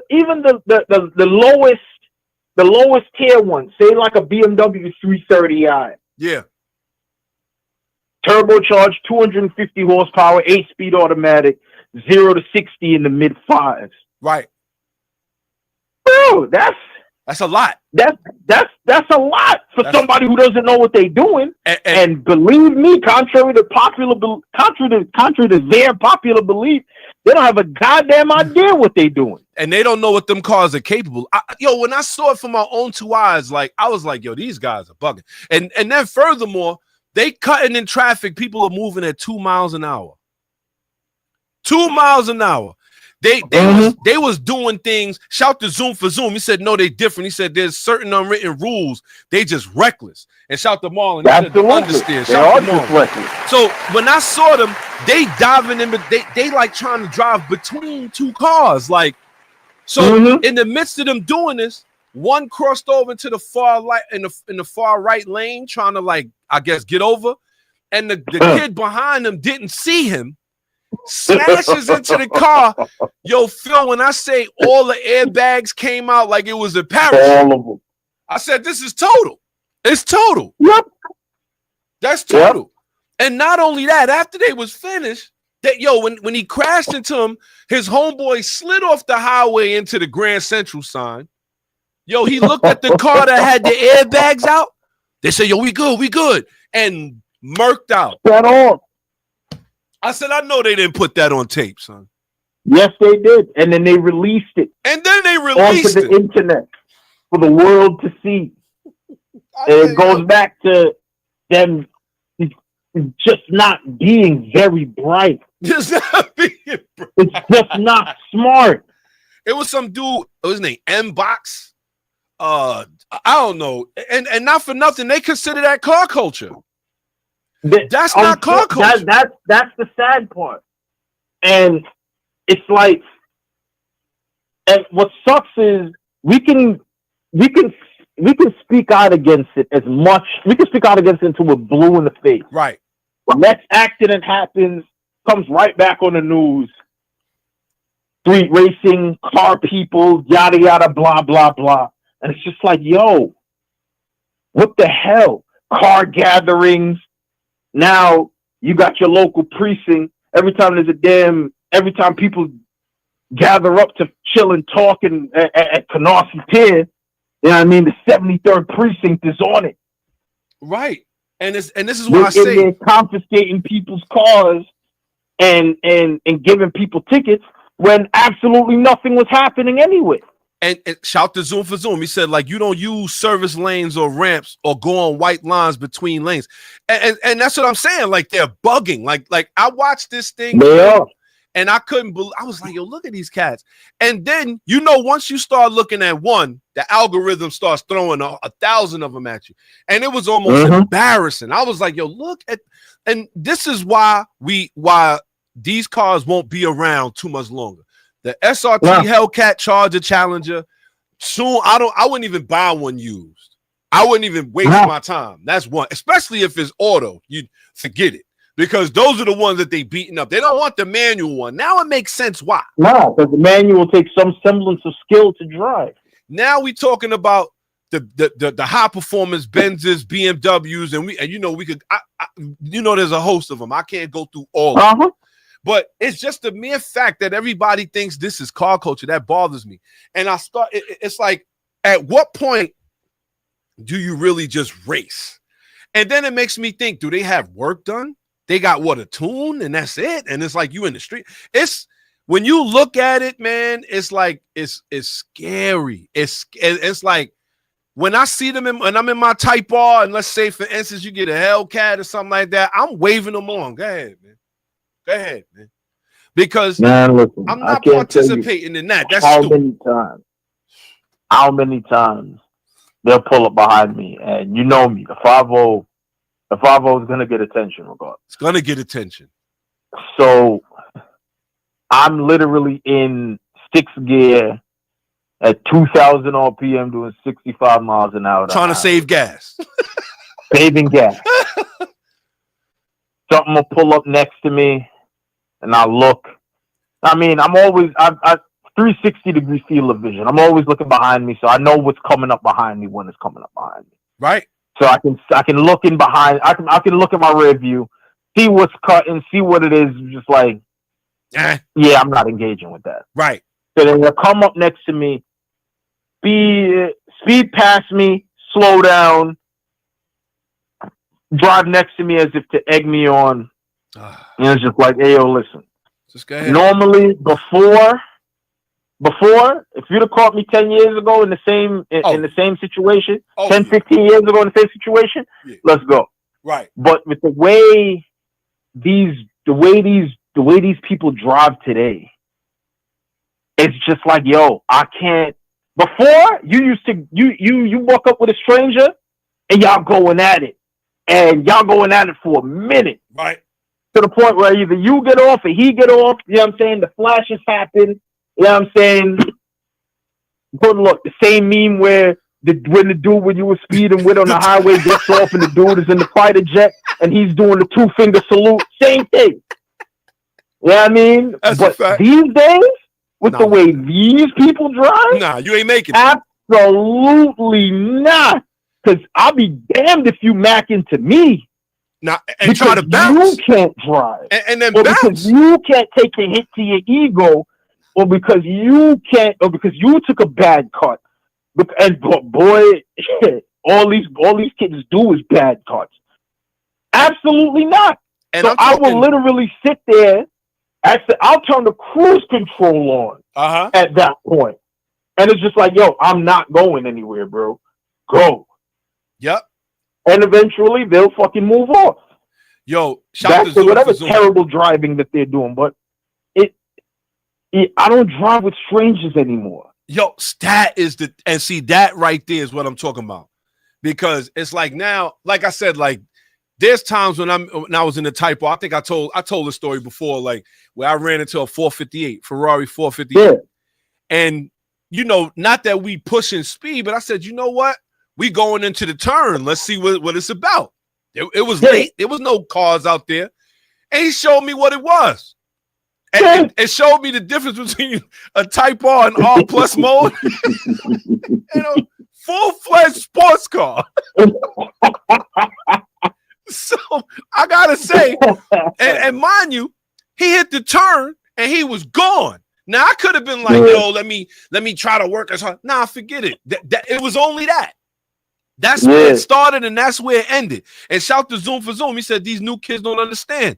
Driving cars in traffic at speed is more of a sparring match. Just exchanging jabs and technique. It's not a race. There's no win at the end of the day. He's right.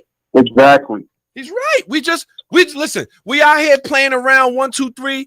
We give each other the high five or the heads up, and keep and that's that. Not keep pushing. Right. I ain't trying to go all the way upstate like that.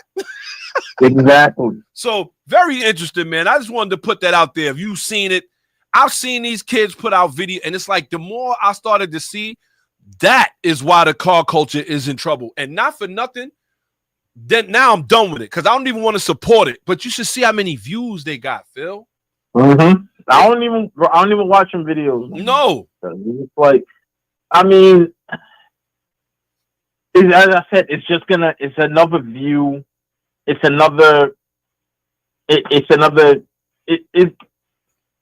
try, as I said, I don't want that on my algorithms because I'm good. I had to stop watching all the way good. I had to stop watching because then it was the squeeze bends and all, and it's like, yo, I got busted by police and I'm like, oh my God, like these guys are like, this is what they into, man. So it's like, what I have to admit here on Rally Radio right now for this channel, for the show, for whatever else we do, that is not it.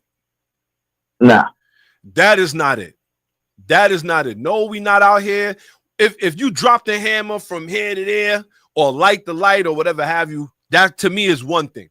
But when you start, and Phil, how many times have I said this? When you start risking other people's lives, not worth it. I'm with it. I get it. I see it because we car guys, we bike guys, we know what it is. We've done it. You know what I'm saying? This is not to say that anybody's holier than thou or anybody or anybody's looking down on it. Like we've all done it. Right. Whether it be in the day. There was a point where, you know what I'm saying, like I'm in the daily getting active. I call it the regular car Grand Prix because it's fantastic. It brings me back to the old days where, you know what I mean? I'm in the Subaru, the Outback wagon. You know what I'm saying? There's some dude in a Camry. Right. You know what I'm saying? A C.A.R.B somewhere. You know what I'm saying? And we didn't get in active. And it's absolutely hilarious. We're moving at speeds that we should not be moving in cars we should not be doing them with. But it's so much fun that, you know what I'm saying, we can't stop. When I say that, you know what? We feel like we get it, like it's going on. You look down at the speedo and you're doing 75 miles an hour, but it feels like you're doing $130. Yeah, because the car about to fall apart. You know what I mean? But that's what it's about. The thrill. Yo, that is hilarious. And then I said, it's always fun when you're doing it with. It's always fun when you're doing it in a car that's not supposed to be doing it with. You in the minivan.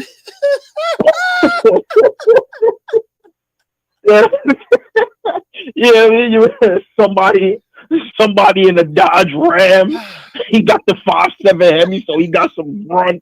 You know what I mean? Like, just getting at like you could control your car, but again, it's good to do it with people who could control their cars. Right. The Ford Explorer. Right. You know what I'm saying? Like he knows that if he pitches into the corner, you know what I'm saying, he gotta pitch it a little. he can't pitch it too hard because if he holds it too long, you know what I'm saying, the back will start kicking out. So he got to kind of like ease up off the gas a little bit before, you know what I mean? Like, and again, doing 65 miles an hour, bro. It's an absolute blast. Yo, I'm gonna tell you, kid, and this is what I'm saying. Like, that's why I tell cats, it's not that not like that. One, we didn't tape it. Two, we was like, yo, when we start risking it all like that, we kind of like backed off. And then we was actually putting parts on our cars to suspension, brakes. Like, exactly. It's like, yo, these cats is coming out here with this stuff from the dealer, and they like, I'm good. No, you ain't. It's very interesting, man. Yo, I'm gonna let you go, Phil, because you know we'll be laughing. Yeah, we going on already. Yeah, we be laughing. Go up for another hour. Oh man, yo, Phil, you already know what it is. Thanks for calling. Yeah, no doubt. All right. Yo, don't forget, drop that information in the group, and we'll get up with you later. Absolutely. All right, kid. Peace. All right, bro. Peace. Shout out to Dr. Phil. He's 1,000% right, man. Shout out to Clarence. He said, Phil speaking but facts right now. For real. We all did it, but it's like the way that they wilding now. Like, they doing too much. And that was going to be my understeer. Actually, we so far into the show, I apologize. It's been one of those kind of shows. Thanks for everybody who's tuning in, who's actually commenting, dropping comments. Don't forget, drop a like, drop a comment. We can shout you out. Shout to my guy, SP the Dawn, in the building. He said, it's crazy. I can't even drive my S4 because I could be cruising and someone just pull up to me and give me 3 beats. Next thing you know, state troopers. Oh, boy. You are participating in a speed contest, sir. But with that being said, man, shout out to everybody who's tuned in paying attention, man. Oh, man, I apologize. We got so much show, but it was just good to talk. But here we go. Let's get to it, y'all. You already know we got some other things. It's Tech Talk with Pop the Bearded One. All right, let's get right back to it. We in the Tech Talk right here. Just to get through it real quick, Toyota files. This is going to be interesting. Toyota revives the Celica with a high-performance GR badge. They have filed the trademark for the GR Celica, so it's on its way. We haven't seen it yet. I can't wait, but we already know it is on its way. I can't wait to see if it's going to be all-wheel drive, front-wheel drive, or rear-wheel drive. I would like to believe it's going to be all-wheel drive, 4-cylinder turbo. They probably take some more of the GR pieces, the GR Corolla, GR Yaris, and put it in an actual, shout to S.I. Sean, he did say this, put it in like maybe a sedan or even a coupe and really, let you go for yours. That would be great. If they took this GR Celica and actually put that 4-cylinder all-wheel drive in a 2-door coupe, oh man. That right there, I think it'll sell like hotcakes. You won't be able to find one. But that's neither here nor there. We wanted to make sure that everybody knew about that. That was a little bit of our tech talk that we want to talk about. And also, we want to talk about Honda. Now, for those that don't know, or you've been under a tree, Honda has just recently started selling Type Rs here overseas, or in America, rather, right? First one being the FK8, which I own. It's my baby. You know what I mean? But now they've also came with the FL5. Now it looks like Honda's evaluating whether they want to have an HRC version that goes beyond the Type R. Now, we all know that the Type R has all the different goodies, things like that. You also have the Type S Acura Integra that comes with a lot of the goodies that the Type R comes with, but just in comfort. But now it looks like Honda is thinking about releasing the HRC version with all of their performance parts on it, and it doesn't look like it's going to be limited to a race team. That is very interesting because we don't want to see cars that we could own or something like that. It looks like they pushing for it. You know what I mean? Shout to Zufa. He said, you can't bring up topics like that. It's only going to take a lot. It's a fact. It's a fact. But I will say I'm looking forward to it. I think that if Honda does this, how much is it going to cost? A HRC, because there's going to come a point where people be like, yo, you know what? If I'm paying for this kind of car, I need this kind of performance. Right now, the Type R gets it because at the end of the day, the Type R has a nostalgia to it, you know? I recently saw an all-wheel drive swap K24 Type R, and I just didn't understand it. I mean, a lot of people was like, yo, they would love an all-wheel drive Type R. That I can understand. But if I'm going to take a Type R chassis and cut it up and do it, I won't do that. I would just go get another EF Civic or something like that and do it to that. But a Type R has certain nostalgia in my eyes, but this is why they cost the way that they cost. But now, if you do an HRC version and it's 80, 90,000, is anybody going to pay for that? something to think about here. I don't know if there is a market for it, but I guess we'll find out. So that's very interesting in itself. Let's see right now what else we have right here that we wanted to cover before we get up out of here. So let's get into our driver's etiquette. You already know what it is. Let's get into that a little bit before we get up out. Driver's etiquette. Because sometimes you got to get this off your chest. So today's driver's etiquette is brought to you by Rally Radio. You already know what it is. We appreciate everybody for tuning in, locking in, paying attention. Now, what I want to talk about today as far as driver's etiquette, self-repairs suck. Self-repairs definitely, you know what? I call myself, just to get into it a little bit, I call myself fixing the rear brakes on the Type R, and man, do I have a problem. Shout out to my son. He's here with me. We drove here, and all I can hear out this car is release the parking brake. Release the parking brake. Bing, bing, bing. Release the parking brake. Really? Now, for those that don't know, for the past couple of weeks, what happened was I ended up I changed the rotors and pads on the Type R, right? But didn't take into consideration the electric parking brake. Now, everybody probably has one in their car. I thought I did the right thing. Now I put it back on. It's giving me problems, right? But I can still drive it. I took it to Honda. They wanted to run me into the ground to figure out what's wrong with the car, which I can't stand, but it was happening, right? So I said, maybe it'd be something I could fix. But because it's so cold, I just haven't really been able to get to the car. Like, it's too cold to even stand outside, let alone call yourself sliding on the ground trying to fix something. So it's pretty much been like that. And, it has been one heck of a journey. And I mean, this is just for rear brakes. And it's not like I didn't put on the rotors right, didn't put on the pads right, didn't compress the piston right.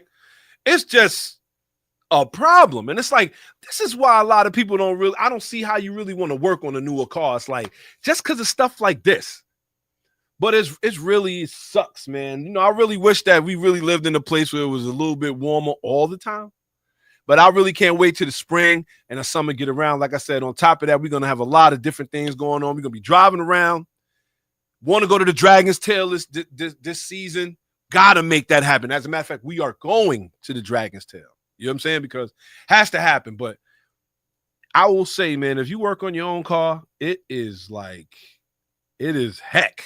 I don't want to get too crazy because my son is right here, but I can't. I don't like it, man. It definitely hasn't been a good experience, and I got a lot more self-work I will be doing as far as exhaust, as far as I got a host of things. And like I said, don't forget, tune into the channel. Don't forget, you can find us at Rally Radio Podcast. Yes, you can find us here. That's what it's going to be. That's our YouTube channel. If you're looking at us on Facebook, don't forget it's Rally Radio Podcast. We appreciate everybody who tunes in, who rocks with us. You know how we get down on. Make sure that we put it down here at the bottom so everybody can see. YouTube at Rally Radio Podcast. You see it down there. Don't forget, like, subscribe, share it to your people. Let them know there's people out here. We getting ourselves together as far as the autos is concerned. We making things happen. But with that being said, we're going to jump right into our Legends of Auto. I know I feel like I'm speeding, but we're just going to get through everything before the show is over. So with that being said, let's get ready, y'all. Here we go. Legends of Auto. Real legends never die. Shout out to everybody who's tuned in, paying attention. You already know what it is. The Legends of Auto. Now, we all know that this is Black History Month. We are coming to the end, but Black History is every month. It's not something where we sit here and we celebrate it 1 month, but I just want to make sure that we put some things out here because there are a lot of people who are glossed over when it comes to American racing. And you have a lot of Black people that was really responsible for a lot of things. So let's get into this. Charlie Wiggins, a race car driver and engineer, challenged the segregation in auto racing in the early 20th century. His legacy on the racetrack was secured by his success at the Colored Speedway Association's Golden Glory Sweepstakes race in Indianapolis, which he won 4 times from 1924 to 36. Wiggins was born in Evansville, Indiana in 1897, an area where the KKK was entrenched. As a young man, he shined shoes in front of an Evansville auto repair shop where he quickly learned how to diagnose vehicles and things of that nature. He was hired as a mechanic's assistant, and when the U.S. draft for World War I opened, most of the shop employees were called to war. As a result, Wiggins landed a job working there. Around the same time, as Wiggins' shopping reputation was growing, because he ended up creating his own speed shop, which was tremendous. Wiggins' garage was gathering a spot for young men of all backgrounds who were enthralled by the speed of the modern automobile. This included future Indy 500 winner Bill Cummins. He actually brought his shop together and brought young boys in there to teach them how to change brake pads, how to do all kind of different things, So I would say, a lot of this is very interesting, but Wiggins, who joined the Color Speedway Association for Black race car drivers in the Midwest, the association was funded by William Rucker, a wealthy promoter with a passion for politics. Charlie Wiggins, which this is the very important, although he was not allowed to stand in victory lane because he ended up winning the event 4 times. He won the event 4 times. Driving cars that he built himself, often beating drivers in hand-me-down Indy cars. Although Wiggins was not allowed to stand in victory lane with his fellow crewmates after helping to engineer the winning car for the 1934 Indianapolis 500, his role was respected by the entire racing community. He spent the rest of his life supporting and encouraging young black racers to compete at the highest level. The notability of Charlie Wiggins stood against the prejudice of time and surroundings. Whether his victories were obvious or not, Wiggins was a lifelong champion. Shout to Charlie Wiggins. In 1936, he had a bad wreck in the Golden Glory sweepstakes where he actually lost his leg. And even though he lost his leg, he still tried to find a way to race, and he still was in the pit. He had made himself, this is what I mean. When there's a will, there's a way. He made himself a wooden leg so that he could be in the pit telling people what to do to the race cars and so forth and so on. Very interesting. I will say that. Shout to Charlie Wiggins, man. Don't forget, man. Put that on your list up there, man. I love to hear stuff like this because to me, it just goes to show where there's a will, there's a way. When you want to get something done, you could get it done. So with that being said, Charlie Wiggins, one last time. Legends of Auto. Real legends never die. Shout to my guy, Zoom for Zoom. He said, you should put the stuff you're doing to the Type R on your YouTube. I will. To tell you the truth, I just tackled them breaks with reckless abandon. I'm gonna keep it a buck. I just went right for it and I paid for it. Like I followed everything that I was supposed to follow, but at the end of the day, it just didn't go the right way. Shout to Marlon. He said, also rest in peace to Miss Wallace, mother of the late Notorious B.I.G. That's a fact. Rest in peace to her. Rest in peace to her. With that being said, we have reached the end of the show. Appreciate everybody who tuned in, who rocked with us today. You already know what it is. But before we get up out of here, we got one more thing we're going to talk about here. And yes, it is what it is. Here we go. It's the Understeer. What up? Where we like to ask, what the hell were you thinking? Today's Understeer. And you know what? Maybe it's not an Understeer, but it surely is weird. We have had an Australian man, and this is hilarious. An Australian man has went out there and married his project car. And when we say that, I don't mean like, oh, he kept it in his yard, he worked on it tirelessly. No, he got dressed up in a tuxedo, had a reverend and a Bible, and stood there and put his hands on the Bible and said, "Till death do ye part," with his project car. Hilarious. Says his obsession has led him to owning 3 cars. So he has 3 wives, he says. And they're all his project cars. He went out there, he got a reverend, he put it together, and actually married his project car. So with that being said, It's an understeer, but it's an understeer I can understand. So with that being said, it's the understeer. What up? Where we like to ask, what the hell were you thinking? Yeah, he was bugging. I mean, come on. We all love our cars. I can't marry it, though. Can't pay half the bills if you're going 50-50 out there. Now, that's a whole nother problem. But with that being said, man, shout out to everybody who's tuned in, paying attention. You already know what it is. We appreciate all y'all. Don't forget to keep tuning in. I know he wasn't here for the past 2 weeks, had some things going on, but that's all over with. We're going to have to keep it moving, man. Shout to everybody who tunes in, paying attention, rocks with us on Rally Radio, man. Shout to Jessica Grandy. Appreciate you. Shout to Marlon, resident Toyota guy. Shout to Zoom for Zoom. Shout to Clarence Alexander. You already know what it is. Shout to SP the Dawn. You already know what it is. Shout to Draco. Shout to Miller Time NYC. Shout to Tiny. Shout to Seneca. Shout to everybody who rocked with us. Mr. 2J. Shout to Shy. Shout to everybody who rocked, who joined us with us today. Shout to Brown Hornet. Shout to Shamel Walker. Shout to Seven Sin.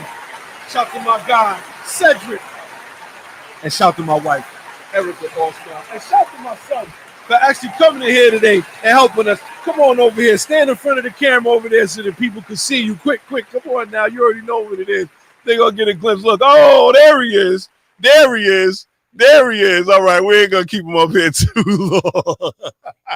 With that being said, we appreciate everybody who rocked with us today. We will be back next week, Saturdays, 12 noon, YouTube, Rally Radio Podcast, Facebook at Gutterball Rally. You already know what it is. So with that being said, until next week, I am out. Drop the clutch, hit the gas. Rally Radio, where the fast life meets the fast lane. Yeah. You're now tuned into Bars and Hoops Radio. Where the world of hip-hop and sports live. Dropping the clutch and then I hit the gas. Wheels screeching, tires burning, I'm flying past. Gotta get home quick, don't wanna miss the class. They schooling you on whips and how to make them fast. Talking about everything from cars to planes. What's hot, what's next, and how to flip the game. They talk in my language, we speak the same. That whip talk complex, but yet they keep it plain. From the news, the interviews, they keep it cool. They give reviews, everything from parts to tunes. Can't lose, come to whips, they not no fools. Don't miss the show, the start time is noon. The bearded one, S.I. Sean, ain't crazy though. You can't miss it, tune in to Rally Radio. Where the fast life meets the fast lane.